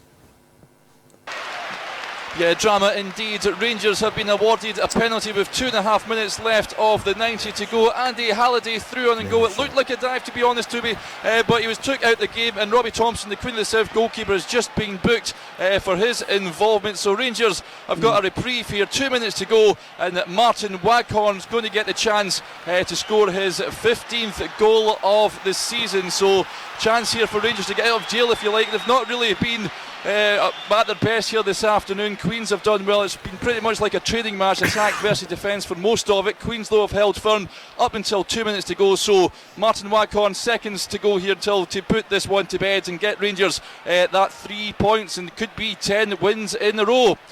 The referee just about to blow here. There's a bit of encroachment. Waghorn steps up, and it's saved by Thompson. Thompson saves it and away. Queens clear it from defence. It's still Rangers 1, Queen of the South 1. Well, that is a shock, because Waghorn usually scores the penalty. Gordon Smith, amazing. Gordon called it. Yeah. Gordon called it before the penalty. He says it was going to be a save. Yeah, I just said to Frank, he'll miss this. Wow. I want to know, what numbers can you give me for the lot? That's it. I mean, that is absolutely incredible, because clearly Gordon, I'm just thinking that myself there. If he give us the numbers. Crystal Palace 1, West Ham 2. Yes. Macca, and I can tell you, Berwick Rangers 1, East Fife 1. An equaliser in that one, and Arbroath 3. Montrose 1 is a full-time score there. Well, Roughie, he scored 7 penalties. You can't be too critical of him, but that one was an important one. Yeah, it was, you know, and it's a pressure one. You know, I don't think many of the other ones were pressure penalties. You know, they were winning 3-1 or something like that. You know, exactly. I don't know what Andy was hitting at. All the supporters behind the goal. That's when you've got to have a bit of bottle. Absolutely. And listen, it's official now. There's no doubt about it. Yeah. There goes the treble. There goes the treble, because East Stirling should have scored 2-0 up. Let's go to Ibrox. Drama there, Derek Clark. Yeah, Ibrox has erupted. Martin Waghorn makes amends from his penalty miss. He scores with just 10 seconds of the 90 remaining. Corner kick whipped in. He got on the end of it and fired it home. It's Rangers 2, Queen of the South 1. Wow, talk about making amends there. Even Derek was amazed at it. 1, 2, it's in. Waghorn misses the penalty, pops up with the last minute winner. It's great he does that, because what a weekend he would have had if he didn't. So, you know, you've got to be... He's there, he scored that, and that's what I keep saying. If you miss a chance, don't get your head down, because you'll get another one. And if you're worried about the first one, and you missed the second one, you obviously didn't. Yeah, exactly. I thought the penalty was just because Roughie made a good point. There's a pressure of it's one each with minutes to go, and he's taking so many. You've got to know for sure the goalkeepers have checked it out in advance, haven't they? Where does he normally put his penalties and all that sort of thing? But then obviously another chance came along there, and he stuck it in. So that's probably a winner now with seconds left. Yeah, absolutely. I can tell you, it's Albion Rovers 1, Peterhead 0. That's a late one, and a real sting in the tail for Jim McInally's side. Manchester City now 5-1 against Bournemouth. That really is a day of celebration, showboating, you name it. It's all going on at the Etihad as we speak. The drama that's unfolded at Ibrox, where a penalty was missed by Martin Waghorn. He didn't let it affect him, as Macca has mentioned on more than a few occasions. A goal scorer supreme. Don't let it affect you. Get out there, put yourself are back in the position, and that's exactly what Waghorn has just done. He scored for Rangers, which looks like the winning goal in that match, and James Fowler's head's down. He cannot believe that Rangers have got that late winner when it looked as if the penalty save was going to snatch a point for the Queens. But Rangers will march on with all 3 points. We'll be going back to Ibrox for that one as well. Kilmarnock 2, Inverness 0. Roughie, it's finished. Gary Lockside get all 3 points there. Yeah, good 3 points for them. I'll certainly move them up the league a wee bit, there's no doubt about that. But disappointing for Inverness. I think everybody thought they were going a good run again. But again, Premier League, it's so close, you can't call them. I think Partick Thistle got a player sent off there about 5 minutes before the end, so they'll be hoping they can see out that game. Yeah, well, Albion Rovers goal scored by John Gemmell, and I can tell you the points are sealed for Jim Chapman's side. Annan Athletic 3, Queen's Park 1. So all 3 points will be with Annan this afternoon. It's been a close game there. Queen's coming back into it, but Annan getting that all-important third goal. What an afternoon of football and drama across all the divisions, Gordon. Yeah, it's amazing, some of the stuff. I mean, a lot of stuff you can't predict. One of the big surprises I've had, Peter, is Peterhead this season at all. I mean, I can't even think the last time they won a game. There must have been. You backed them a couple of weeks ago, didn't you? And they've not won since. Yeah, there must be 7 or 8 games now without a win. Yeah, and I mean, at one stage of the season, you're thinking they would be up there challenging for promotion. Yeah. Well, I can tell you right now that the game has finished between West Brom and Sunderland, and it's finished West Brom 1, Sunderland 0. Micah. I think Big Sam will be. They're talking about him down there going to bring in Kevin Nolan. Yes. He's took him to every club. And he's saying, I don't know yet. Well, that result today will say to me that he's going to bring in Kevin. And he'll just, because he knows what he's going to get with him. He knows exactly what he's going to get with Kevin Nolan. He's on a free, so he can go in. I think he can still go in, can he? Yeah, if he's on a free, he's been released. He's been freed. The window closed, he's been freed, so it means that he can bring him in, and he'll certainly put a bit of emphasis on Sunderland because he puts himself about. Yeah, but hey, let me tell you right now, there's an equaliser for Leicester in that game. They were 2-0 up Southampton, and suddenly there's an equaliser there. And Falkirk 1, Morton 0. Eventually, Roughie, the Bairns get that all-important late winners, late goals everywhere at the moment. Yeah, well, obviously we don't know how the games went. Maybe Falkirk have been on top for most of the game, and then they get a game, the goal at the end, obviously. Because Alloa 0, Wraith Rovers 1, it's finished there. Livingston 0, St Mirren 1, it's finished at Livingston. The efforts they've put in, but it's a late goal, and certainly they are one of the teams that think they're going to be in the playoffs. Jim will be upset. Alloa 0, Wraith Rovers 1, it's finished there. Livingston 0, St Mirren 1, it's finished at Livingston's stadium as well. And Crystal Palace 1, West Ham 3. See, that's what happens when you get a new manager. Wants to play football. Well, absolutely. And Crystal Palace have been playing really well, but Gale gets sent off, who's a big player for Crystal Palace. And can I tell you something, Roughie, that's going to make you happy?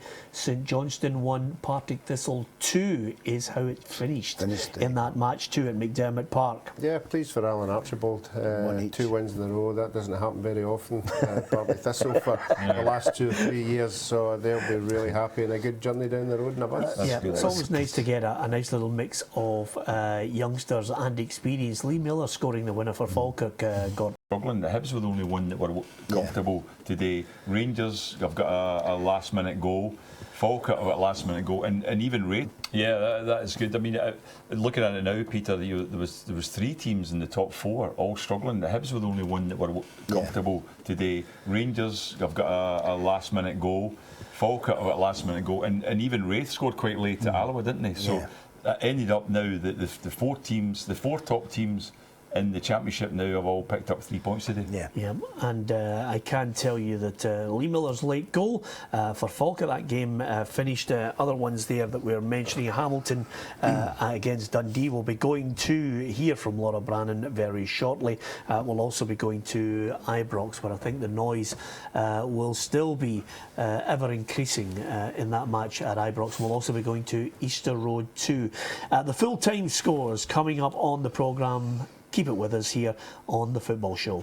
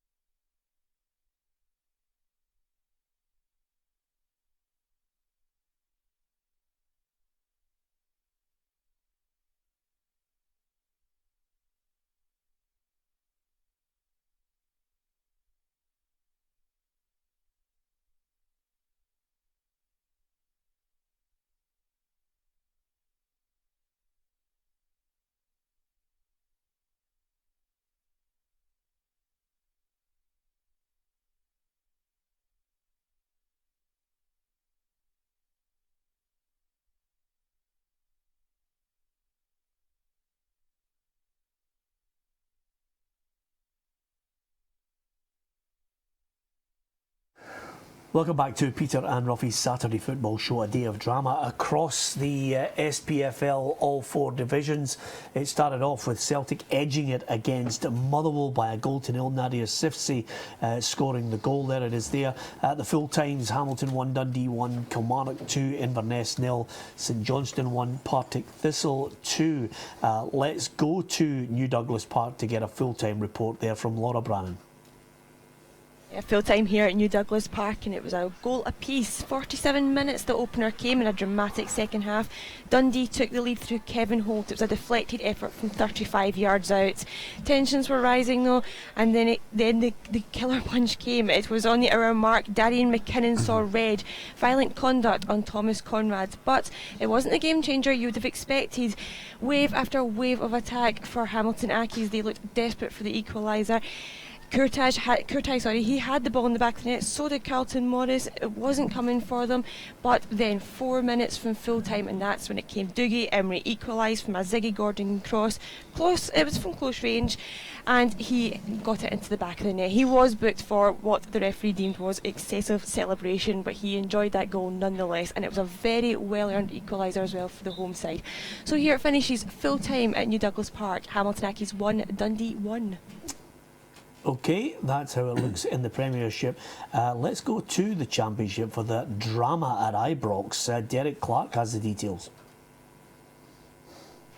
Yeah, full time here at Ibrox. It's finished. Rangers 2, Queen of the South 1. Late drama sees Mark Warburton's men come from behind to claim all 3 points and make it 10 wins in a row. The visitors stunned the majority of the 44,133 inside Ibrox in the 35th minute. A Ryan Conroy corner kick was met at the back post by Derek Lyle, who stroked the ball into the back of the net. It took Rangers 8 minutes after the restart to get on level terms. James Taverniers played a lovely through ball into Jason Holt, and he simply dinked the ball over Thompson into the far corners. The Light Blues laid siege on the Queen's backline, but the game looked to be heading for a stalemate until the last few moments of the match. Rangers were awarded a penalty when Andy Halliday was brought down in the box.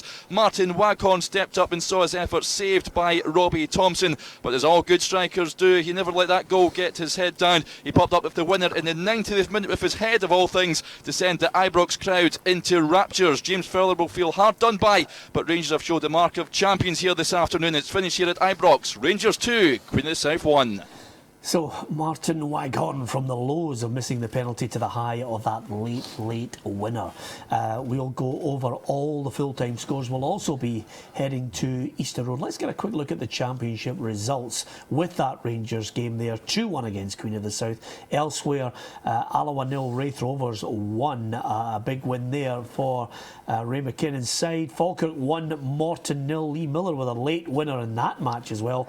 It was comfortable enough at Easter Road for Hibernian. They ran out 4-2 winners. We'll get a report from Craig Turnbull just after the break on Alan Stubbs' side, getting all 3 points there. And Livingston 0, St Mirren 1. That's how it looks in the Championship. We will be getting a report from Easter Road. We'll go into League 1, League 2, and also bring you the Barclays Premier League as well as the league tables. All coming up next.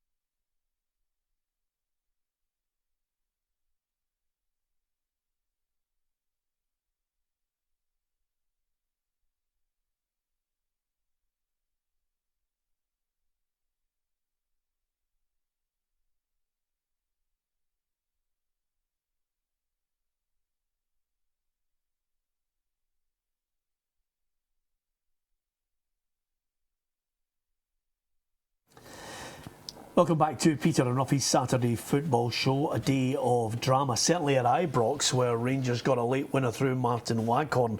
Could Hibs respond at Easter Road? Craig Turnbull has the match report.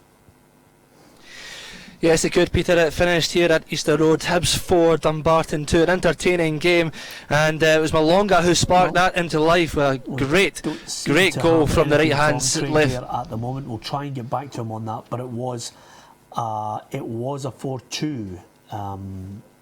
So, Roughie, 4-2 for Hibs in the end. We'll get back to Craig Turnbull on that one. Yeah, I mean, that's what you want to do. You want to score goals at home. You want to send the fans away happy. They certainly will be. There's Gordon said, there's tough games coming up. If they can get a couple of wins, then with the Rangers game coming up, they'll look at the Rangers score. Rangers aren't taking 5 and 6 off teams now. Whether the teams have got a bit wise and sitting in and trying to nick a goal. Again, they come away with a 2-1. Falkirk was tight last week as well. So no, Hibs will just have to keep ticking over and winning games. I know Frank wants the team to win with good football, but I think Alan Stubbs will just be wanting to win every game before the Rangers games goes round. Yeah, and the other key point here, Macca, is quite simply that it's the players that he wants scoring goals that are scoring the goals for them. Cummings, Malonga and Keating's getting goals today for Hibernian. Well, Keating's will score goals. And they've got great supplies there with Henderson and McGeoch, and they've got players that want to get on the ball and give it to strikers and score goals themselves. So there's good players there, and Stubbs he'll be quite happy with the squad that he's got. As long as they don't get too many players get injured, then I think they will go on a run.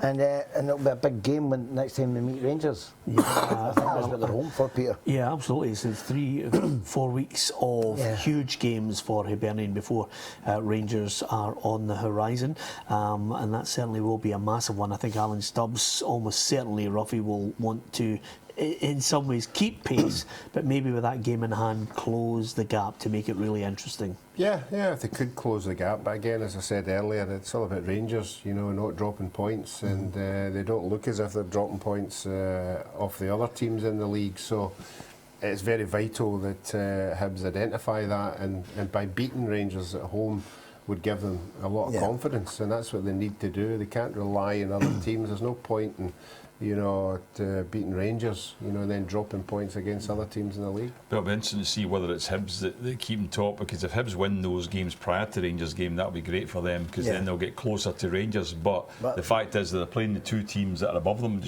one team above them, Wraith Rovers and Falkirk, so they'll be losing points. So if Rangers keep their run, if Rangers keep their run going, then it's up to their teams to who's going to get closer, but they can't all pick up points against each other. No, absolutely. We'll go back to Craig Turnbull shortly, just after this quick break, and we'll get that match report for Hibs fans who weren't able to go to Easter Road today. There's over 8,000 at the match, which again, Hibs always have a good home support and a good travelling support if they are in contention. The Hibs fans do indeed respond, and we'll also bring you the full-time scores in League One and League Two and the Barclays Premier League as well. Join us after the break. We'll have some of your thoughts on social media as well, reading out a number of your messages. It's Peter and Roughie's Saturday Football Show.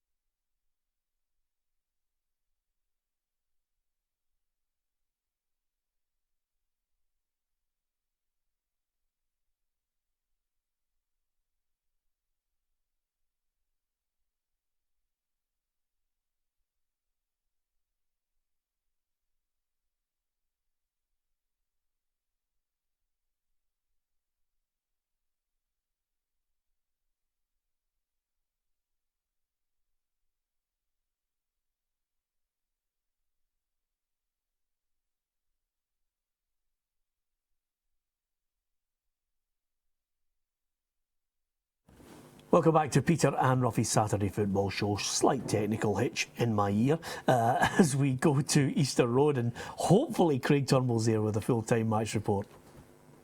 Yes, Peter, the fans may be gone, but I'm still here. It's Hibs 4, Dumbarton 2, the final score. It was a comfortable victory in the end for Hibs in a very entertaining game. Malonga sparked the game into life with a fantastic curling right foot effort from about 20 yards into the top corner. If you thought Dumbarton might crumble, they didn't. The response was immediate, and they punished David Gray for his mistake with Gallagher slamming the ball past Oxley in goal. Hibs, though, did get in front again, and it was Fontaine with the header from John McGinn's right-hand side free kick. And then Hibs made it 3 just before the break. Cummins was upended in the box, but he got himself up to get his 5th league goal of the season as he stroked the ball past Mark Brown in goal. Hibs added a 4th shortly after the break. It was Stevenson, a lovely ball in behind the defence, and James Keatings, who's had his troubles with injuries this season, got in with his left foot and drilled the ball past Mark Brown in goal.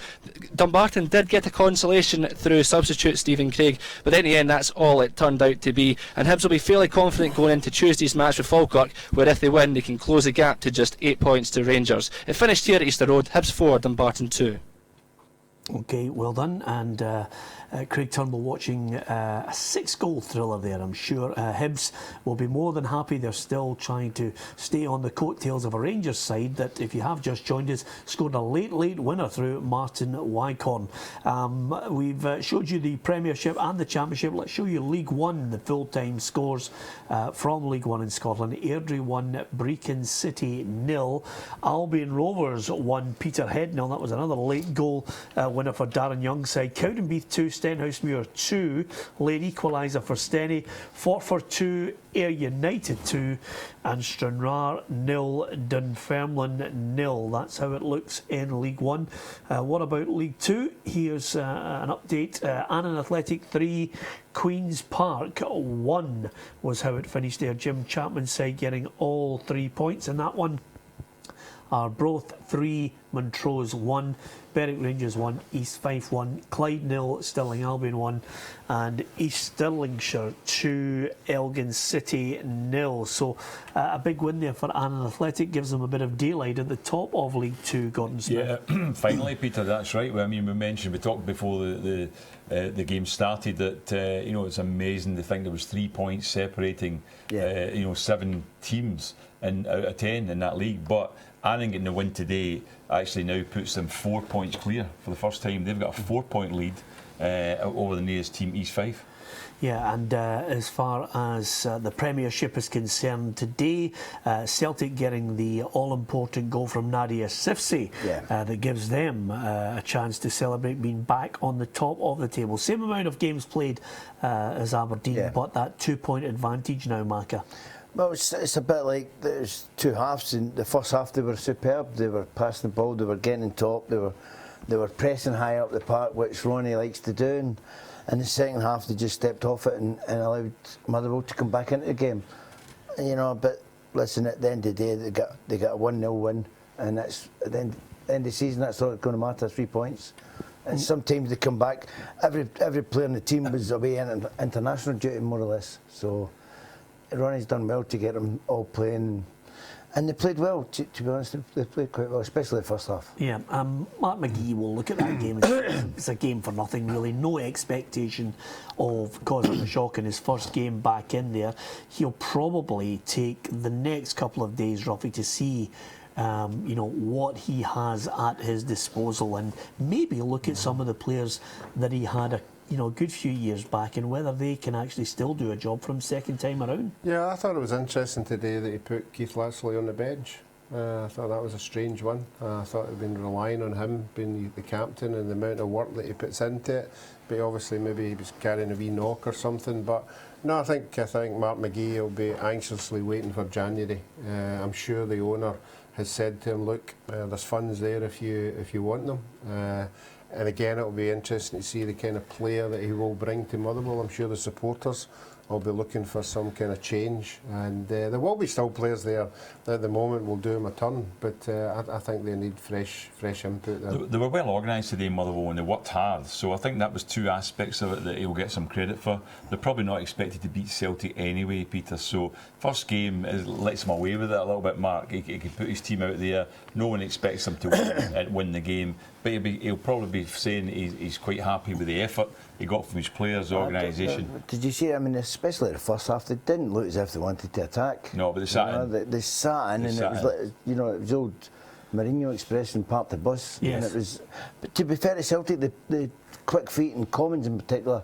Yeah. You know, Commons is I just can't understand why anyone, not just Ronnie, but anyone would want to leave him out the team, because he's such an intelligent player. He's playing more regularly now, though, isn't he? He's such an intelligent player. At one stage player. he wasn't playing him, but he's playing Rogic quite a lot as well, which is, he's quite a decent player as well. So is he playing him instead of Johansson now? I think so, yeah. Yeah. Johansson's form wasn't good though. No, I think Rodgers, not since Christmas. So I don't know if it's him or Commons maybe playing instead of Johansson. Not since Christmas. He's not since the turn of his, not last year. I'm talking about his last year. Yeah. He's not. I don't think he's played. You know, but last bit of the season he wasn't up to what he was when he came. Yeah. It was like all over the place, and he was putting a good shift in. He was scoring goals and he was helping other players. And then sometimes you just got to look at yourself and try and get on with your own game. Griffiths was left out today. Yeah. But the thing about it is Celtic have got the Europa League game on Thursday. Yeah, so you'll be thinking about that. So he maybe pick Griffiths back in for that one. Well, if we're going to pay compliments to a Glasgow side that managed to get 3 points in back-to-back wins, we've got to mention Partick Thistle, Roughie, because they got a 2-1 win up at McDermott Park, which is never an easy place to go, and it's nice to seal it with a spectacular strike. Stephen Lawless. Yeah, he's been a main player for them for a long while. You know, he dropped out of the team there for a couple of months, and now he's come back in. He's got a lot of energy. He's all over the park, you know, and he can score goals as well.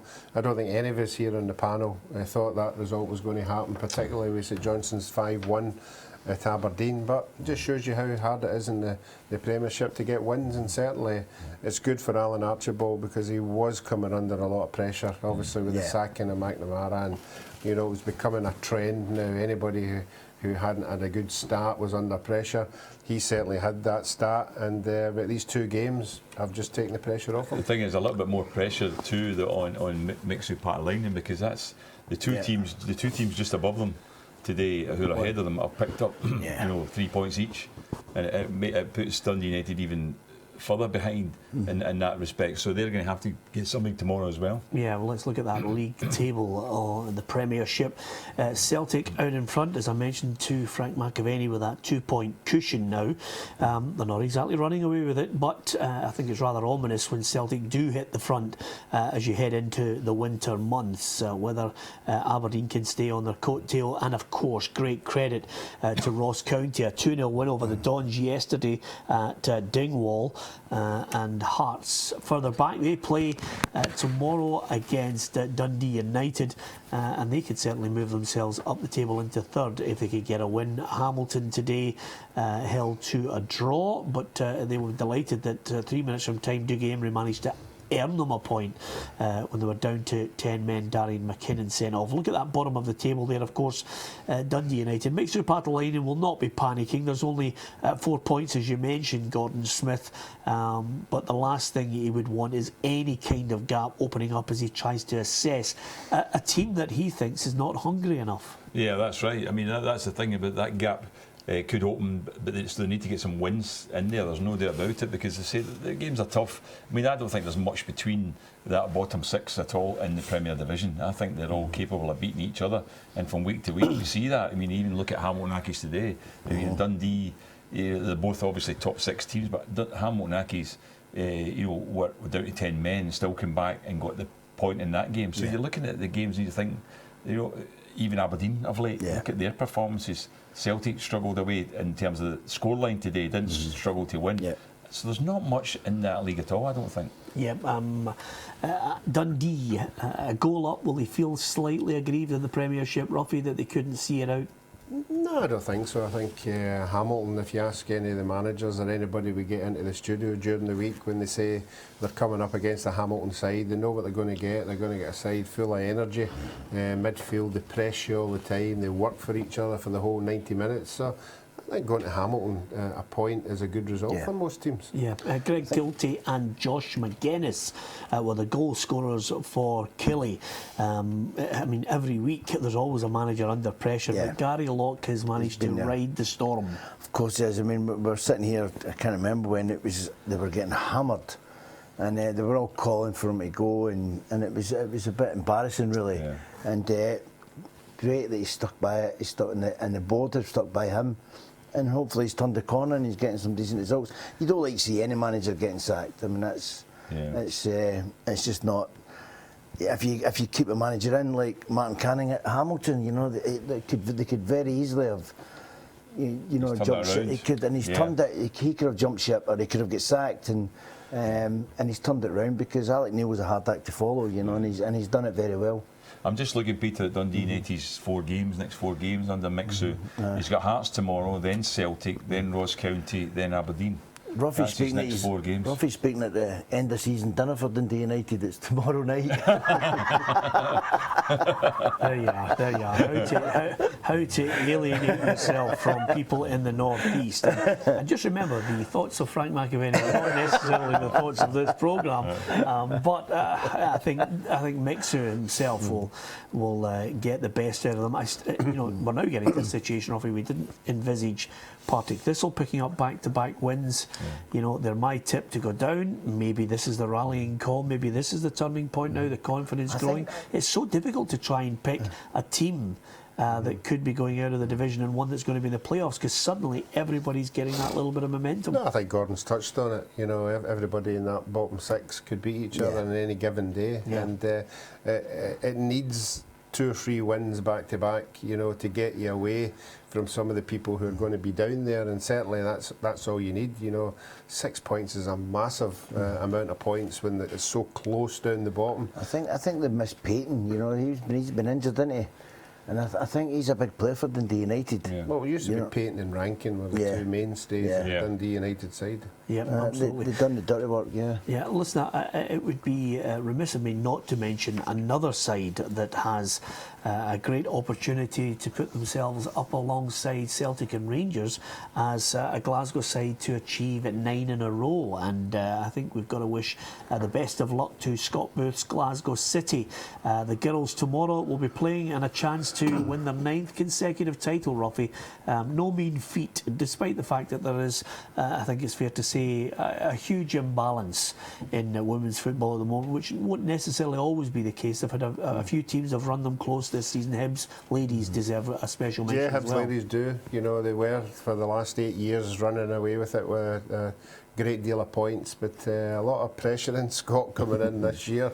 You know, winning 8 titles, and then you take over and the pressure's on you to keep it going. You know, he was unfortunate. He got a tough draw there in the European game against Chelsea. You know, they did particularly well the year before. They got a good run in that, but certainly there is levels. There's levels in our game, and then there's the other level when you come up against Chelsea. So they know exactly where they are, but it's improving day on day, and they're now got transfers. There's now players coming from America, and they're all moving about. So the women's football is on the up. But what amazed me about it was the commitment, Peter. See the girls. I remember when I first found out about what was going on in the women's football and all that, and you found out that Glasgow City there were training 5 nights a week. 5 nights a week. I mean, the girls who have got other jobs and things to go to, they're part-time players. Yeah. I mean, there's no professional men's team trains 5 nights a week. No. Part-time. You know what I mean? So I thought the commitment was unbelievable. Yeah, well, they're taking on Aberdeen tomorrow, ironically, one of Scott's old sides. Not in the ladies' game, I have to say, but nevertheless, he's got to try and get them past Aberdeen tomorrow. 1 point will do it to secure the 9th consecutive title. Good luck to them. We wish them well. Yeah, absolutely. Good luck to them tomorrow. We'll reflect that in midweek on Peter and Roughie's football show. And obviously, don't miss Monday night's programme. we'll have a couple of the Scotland international players from the women's game getting ready for football next week, and we'll have a couple of the girls in to chat about Scotland under Anna Signol and how they're performing this season. So that's to look forward to on Monday night, as well as a number of other managers and players on the programme this week. Do join us if you can. STV Edinburgh and STV Glasgow at 6:30. The Championship, the key game, I think, at the top end of it, Roughie. Martin Waghorn, if at first you don't succeed, try again. You could score the winner with 10 seconds remaining. Yeah, all credit to the boy. You know, coming up, he'd have been devastated. He wouldn't have attracted the headlines he wanted the next day, but certainly he's scored the goal, which will attract the headlines. But from Queen of the South's point of view, another manager will have a sleepless night tonight, you know, thinking he could go there and get a draw, which would have been a remarkable result. And you would think penalty save, Evans turning your way, and then all of a sudden, bang. People will say that's what the teams like Rangers and Celtic are all about. They keep going right to the end. Even you're into 4 minutes of injury time, they're still trying to get the winner, and he's come up with the goods again. They say it's 90 minutes, Peter, but it's not over to the final whistle, so you've got to keep going, and a lot of teams forget about that. Well, that's the one thing about you in your career, Mackie. You were famous for scoring late goals. Yeah, well, we've done it quite a lot down at Celtic, and especially in the centenary team. You know, teams thought they had you, and all of a sudden you'd get me and Andy would score a couple of goals and walk off the park, and you could see other teams going, how did that happen? Yeah. But that's football, you know. That's the way it is. You've got to keep going till the referee blows his whistle. Yep, no shortage of excitement there. Martin Waghorn deserves credit, Gordon. That's 15 goals this season. He's going to run away, I think, with the top scorer, barring injury, of course. I think so. I don't think there's any doubt he'll be top scorer in that league. You know, he is a good striker of a ball. I mean, I know there's been a few of them are penalties, and today was almost another example of it. But that would have been, I think, his 8th penalty if he'd actually scored today. Yes. So that takes away a little bit, because I do think that you should always take regard of that when you see how many goals a player scored, how many of them were actually penalties, and how many were from open play. Yeah. You know, so I think from that point of view, you still say, well, he's been getting goals, but I'll give him credit today, because very rarely I've ever seen it that a player who misses a last-minute penalty still gets a goal before that's the end of the what game. I've kept saying that. You know, if you miss a chance, get your head up, because the next one comes along. The next one comes along. If you're still worrying about the first one, then you'll miss that one as well. Yeah. Well, another point that I think you alluded to earlier, Gordon, is Rangers have a big couple of weeks coming up. 1st of November is Easter Road, Hibs against Rangers, but then it's Livingston St Mirren prior to that, and those two games are crucial as we have a look at that Championship League table. There are Rangers with a 9-point advantage over Raith Rovers, which I think we're going to talk about Raith Rovers in just a minute. But Hibernian, they've played a game less, which is obviously against Falkirk, which is not a given by any manner of means. And we were probably looking at Hibs and thinking they're going to be the main challenge. Falkirk are still in there, but Raith Rovers, just 9 points behind, I think deserve a bit of credit and a mention as well, Gordon Smith, almost certainly. Yeah, definitely. I think the Raith have done really well to be up there challenging. I mean, sitting above, they're still 2 points ahead of Hibs, sitting in second place. I mean, there's a gap to Rangers. I mean, there's a 9-point gap there, but at the end of the day, they just have to keep going. But as I say, Hibs, I think Hibs' next game is against Raith Rovers, so that'll be a test for both teams. And from Rangers' point of view, they're going to benefit from it. I mean, Rangers' next league game is against St Mirren away, but then they've got you don't like to say comfortable, but they then play Alloa, Dumbarton and Livingston after that, Rangers. So while Hibs have got tougher games against the teams up the top, Rangers are playing games against the teams who are further down, so they've got an advantage. And if Hibs and Raith and Falkirk and people like taking points off each other, Rangers could gain greatly over that coming period. Yeah, should we be taking a closer look and maybe taking Raith Rovers more seriously? The Grant Anderson scoring the winner today for them against Alloa? No, I think Raith Rovers will be looking at the playoff spot just now. They'll be looking at the poor start that St Mirren had. They'll be looking at Falkirk as well, who you would expect to be in that top 4 as well. And that's what they'll be aiming for. But certainly as it's proved in the league, you know, if you can have a good start and you get the confidence behind you, and you can beat the teams that you're going to come up against for a playoff place, and that's what they've been doing. And they've got a really experienced squad up there. Ray McKinnon has bought some really good players, and there's a large Hearts contingent still there. The guys that never made it at Hearts, and a lot of experience. He'll be thinking, Peter, you know, that it could beat anyone on the day in that league, but it's the consistency, getting it to last throughout the season. That's the biggest problem with a lot of teams. You know, you can, on the day they can beat anyone. They think we can give Rangers a game, we can give Hibs a game, but it's getting that consistency week in, week out. That's the biggest problem with a lot of teams. Yeah, Stranraer 0, Dunfermline 1 is a latest score from the evening kick-off. Alan Johnson's side obviously trying to bounce back after the disappointment of going out of the Petrofac Training Cup, but nevertheless they've got that win. I can tell you that obviously I think the feedback we're getting from James Fowler in the after-match press conference, just so disappointed to lose that late goal against Rangers when it looked to all and sundry that they were going to get a point from Ibrox, which would have been a hard-fought point when you consider Queen of the South's results of late, which haven't been great, 1 win in 8, but they were denied it with a Martin Waghorn winner from Rangers late on. Watford 0, Arsenal 0 in the Barclays Premier League. I suppose of the scorelines in the Premier League, Macca, Manchester City's 5-1 win against Bournemouth stands out. Yeah, well, of course it does. As you said, 2 weeks ago they beat Newcastle 6-1. When they're on form and they get in the lead, they seem to know how to kill teams off. And it's good to see them scoring goals. It creates confidence. Man United, I still don't think they're firing on all cylinders, but they're getting results. And Mourinho will be happy. It's all changed down there. He's got his boy back, Costa, and I think that makes a difference. I really do. He's a big player, big player for them, because it creates room. He takes 2 players and it leaves room for Hazard and Oscar to go and show their talent off. And you know, and I'm just delighted. My old team, West Ham, got one. They again another away victory. So puts them third. Depends how Arsenal. Puts them, yeah. If Arsenal, at the moment they're third. If Arsenal win tonight, they would go 3rd place, I think. Yeah. But at the moment, it's West Ham. That'd be great if it was at the end of the season. That would have matched what I've done. Yeah, absolutely. And it's been a day of blowing your own trumpet on this programme. Roughie, I know they can win the league. Don't blow that. Do you think Manchester United can win the league? I don't think so. I don't think defensively they've got quality players, midfield and up front. I don't think, I've said this on numerous occasions, with the centre halves they've had down the line. I can't believe any manager that's been there hasn't went out and paid the 50 million. The money that they've spent on players, you know, he spent 200 million or something. You think a lot of that would go getting two central defenders, because we used to Vidic and Ferdinand. You know, that was the 2, and they were there for, and everyone else fitted in round about them if they would get injured.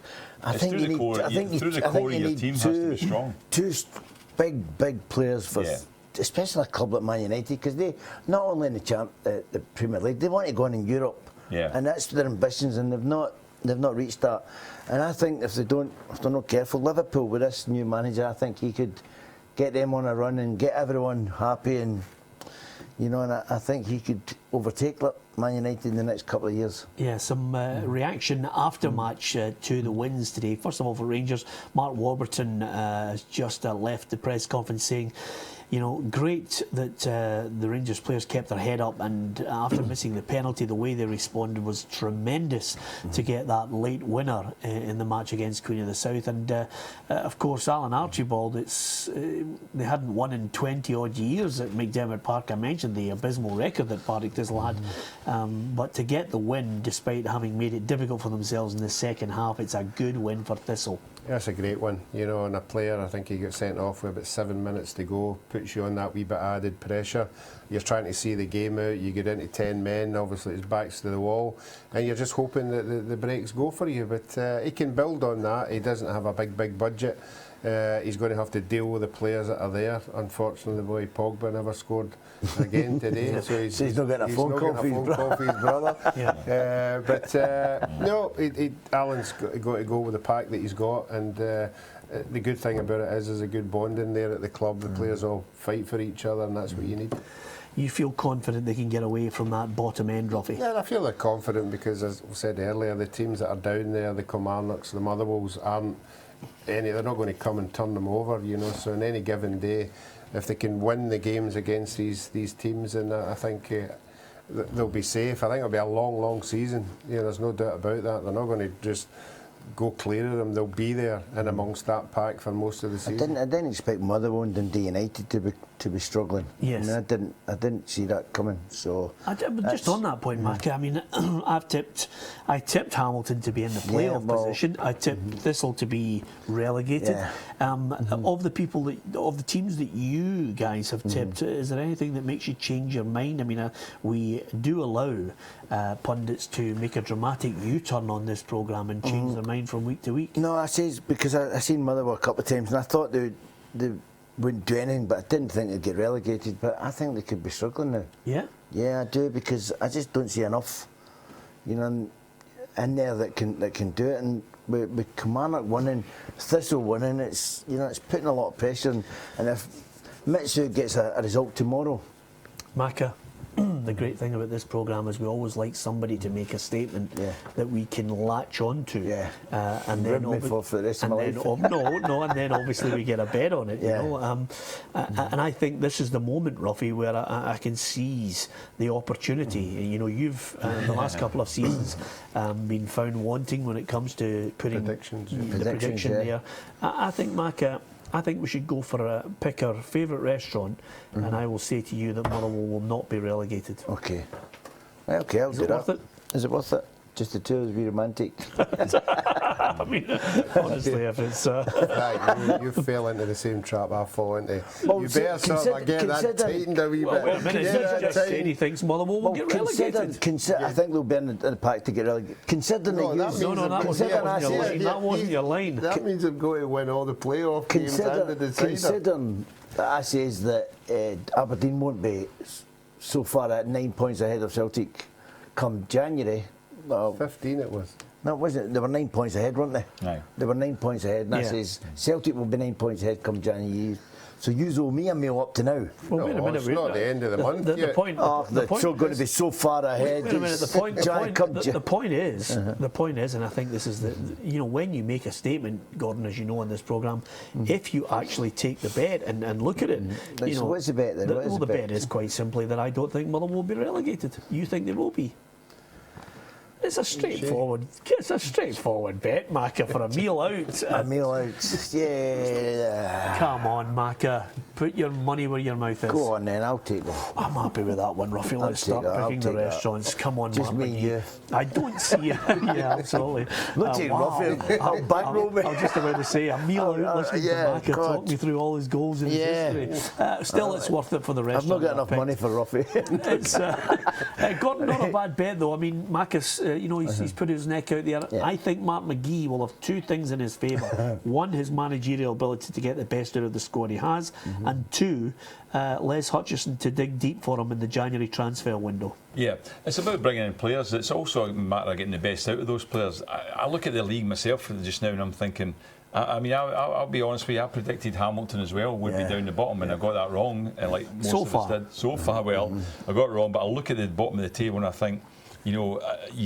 can't see Inverness and St Johnstone, who are bottom 6 teams, still being down in the relegation area. Dundee United, you think, will pick up. The players have got and all that. So therefore, you're looking at Motherwell, Kilmarnock and Partick as the 3 teams. But Motherwell, Kilmarnock, to be fair, today, good performance against Inverness and a win. So you're looking then maybe at Partick and Motherwell, and of the two of them, it's down to whether Mark McGee can get them going. Partick obviously got a result today, but they've been inconsistent. I can't see them. I think they'll be in the bottom 3. They made a statement today, leaving players out. Mark, and I'm thinking, you know, you want goals, he just wanted to sit in and not get a doing, as Roughie If it called was it. me, Roughie, and you know, in your first game in charge, and you're up against Celtic, I would do exactly the same. I would park that bus. You'd be looking at the next 2 games. You'd be looking at Aberdeen. See, I look the other way. I'd be looking at stabilising and trying to get some kind of confidence in the squad. And 1-0 today is. It's not great. It's worse 1-0. But I would be like, you know, we've got nothing to lose today. Everyone's been 4 or 5-0. He's got to try and pick them up. He's got to, yeah, okay, but why don't we just go and show that we can do a bit, you know, give him a wee bit of freedom. Well, that's the great thing about this programme this afternoon. If you've been watching it for any period of time, we've been arguing and disagreeing with each other right, left and centre. And of course, even when I'm chatting to you, Mark is still blithering on there. He just will not let it go. Of course, once you get him started on Sam Allardyce, you just wouldn't shut up. But we will read out some of your tweets and your emails regarding your team's performance today at Peter and Roughie on Twitter, and of course facebook.com/Peter and Roughie. You can give us your thoughts. We'll read them out, your reaction to your team's performance today. We'll have more reaction from the grounds next.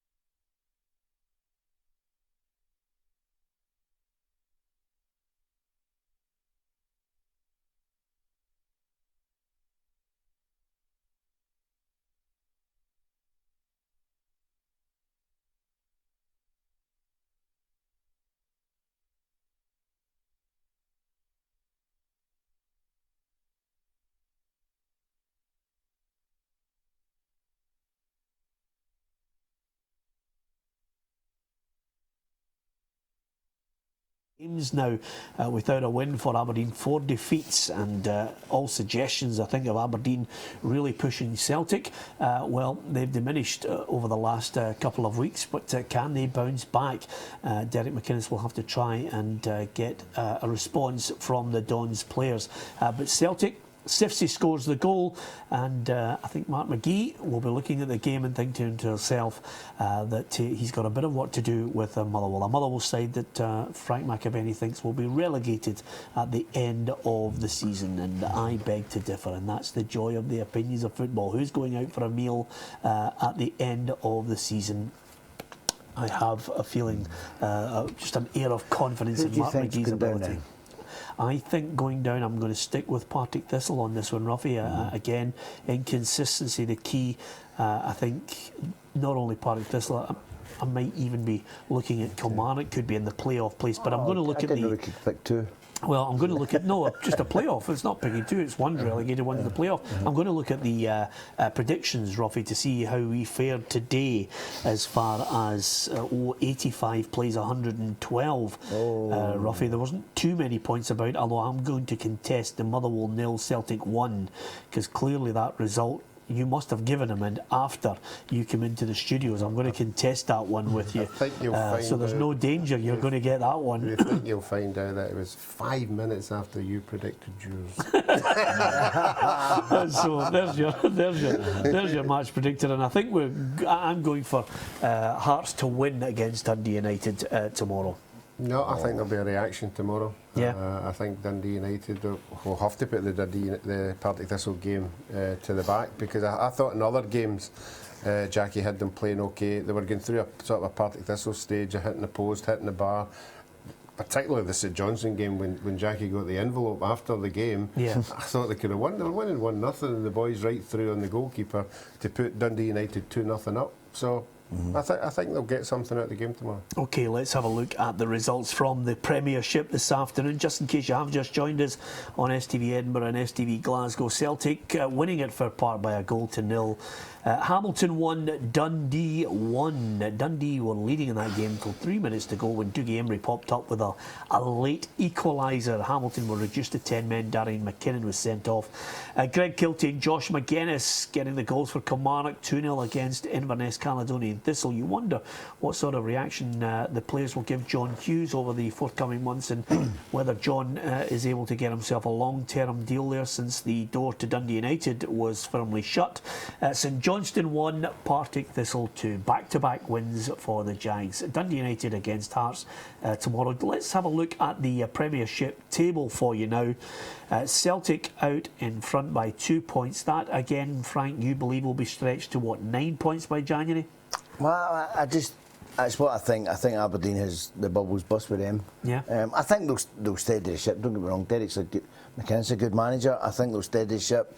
They'll start winning games again. But I think Celtic will go on that run now, and and they've got the squad. You've seen it today, and the players Ronnie brought in. They've got a squad that can mix and match, and he's got all eyes on Thursday night. So he changed the team, and they still won. It was a so comfortable 1-0 win that they'll probably have, because they had a few chances. They should have scored more. Yeah. Just on that point, you mentioned there Thursday night, Mulder. They've had 2 draws. Yeah. Is this one that they need to get something from Gordon Smith in your mind? I think so, yeah. I think they would want to do that. I think that this is an opportunity. I mean, everyone was shocked when Mulder winning the first game in Fenerbahce. I mean, even Frank de Boer had said before that game, Fenerbahce will win the group and we're fighting with Celtic for second spot. Yeah. That's what Frank, and then all of a sudden what happens is Molde go to Turkey and win. So I think Celtic, a draw, they would settle for a draw at worst, really, you know what I mean? But I think if they could get a win, they would be in a good position. Yeah, Ben Richards' Everton has scored the second for Dunfermline.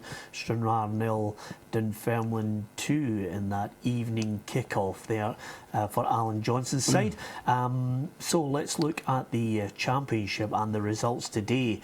Alloa 0, Wraith Rovers 1, Falkirk 1, Morton 0, Hibs 4, Dumbarton 2, Livingston 0, St Mirren 1, and Rangers 2, Queen of the South 1. Roughie, I think the late show and Martin Wycorn will be dominating the back pages tomorrow. Yeah, and I'm sure the Rangers manager will use the fight to the end, confident, but I think you've got to look at the other 89 minutes. It couldn't have been an impressive performance of what Rangers have been doing at home. No, but they got the win. You take the win, and that's where the headlines will be. We've got a group of players who don't know where they're beat, blah, blah, blah. But you're not having that. You're not having that. No, I mean the game is 90 minutes, and you have to give Queen of the South credit. I mean, of course, never in a million years would you think Rangers should be drawing one each with Queen of the South. But that's I'm a great paid up member of the Strikers Association, so I'm delighted that the boy, when he missed the penalty, he scored after it, and I'm delighted for that boy. Okay, the championship table looks like this. Maybe we were not anticipating Wraith Rovers providing the biggest challenge, but I think great credit to them, Gordon Smith. They are in there. Definitely. I mean, it can change obviously on midweek when Hibs play Falkirk in the game they've got in hand. But as I say, we've been giving Wraith credit today, and that's tremendous for them to be sitting there. In second spot at the moment. I mean, the top 4 teams won today, as you probably would expect, and the only team outside of that won was St Mirren, who really have been underperforming. We expect a lot more from St Mirren, don't we? Are we in any disagreement over Alloa and Livingston consistently being at the bottom of the table, Ruffy? Yeah, I think so. I think neither of the two of them look as if they can get out of that spot, and sometimes when you're down there so often, it's very, very difficult to get out of it. And but I'm sure the two managers will be doing their best. But it's going to be a long, long season for both of them. Yeah, OK, let's look at League One this afternoon. The games, I think all eyes on that game between Annan and Queen's Park. That was the quickest look we've ever had at that fixture. Annan 3, Queen's Park. In fact, that's League One. There's League One. Airdrie 1, Brecon City 0, Albion Rovers 1, Peterhead 0, Cowdenbeath 2, Stenhousemuir 2, Forfar 2, Ayr United 2, which I think was a great fight back from Ian McCall's side. Stranraer 0, Dunfermline 2, that scoreline is now, because that was obviously a late kick-off. It was, I think Ian McCall take that as a win, really, because 2-0 down, struggling, and sitting at top of the league, and to have that comeback, the boys will feel that they've actually got something out of the game. So I'm delighted. Still going to be tough. I mean, Dunfermline, we assume now will probably go back to the top of the league tonight. They'll be a point ahead of Ayr United, but Ayr are still up there challenging well. It's a very, very tight division, and Dunfermline have had sort of one or two inconsistent. Assumptions are the mother of all, especially in football. You can't, they're especially with the results it's going today. I think they're 2-0 up at the moment, Dunfermline, aren't they? Yeah. But then again, I know what Frank's going, Well, Ayr United were 2-0 down. And Cowdenbeath were 2-0 up, and it didn't quite work out for them. Yeah, I take your point on that, Frank, but just not the Motherwell point you made earlier. As far as let's try League Two, because that one was a quick one that I jumped to earlier. Annan Athletic 3-1 over Queen's Park, Arbroath 3, Montrose 1, Berwick Rangers 1, East Fife 1, Clyde 0, Stirling Albion 1, and East Stirlingshire 2, Elgin City 0. And of those results, our treble was well and truly hammered today. Let's have a look at that table, because I think it's interesting, because of course Annan with that big win over Queen's Park, Gordon. Yeah, that was a good result for Annan, because Queen's Park are up there challenging them third top. But the other aspect of it was, we mentioned before the games, I say there was a 3-point gap, which is unbelievable, between 7 teams. But Annan now, for the first time, have got a little bit of a space there. I mean, they're now, I think they're now like 3 points, 4 points ahead. Is it 4? Yeah. Can I ask one question? Have you guys ever won one of these bets? With regards, ever had a winner on the treble? This year?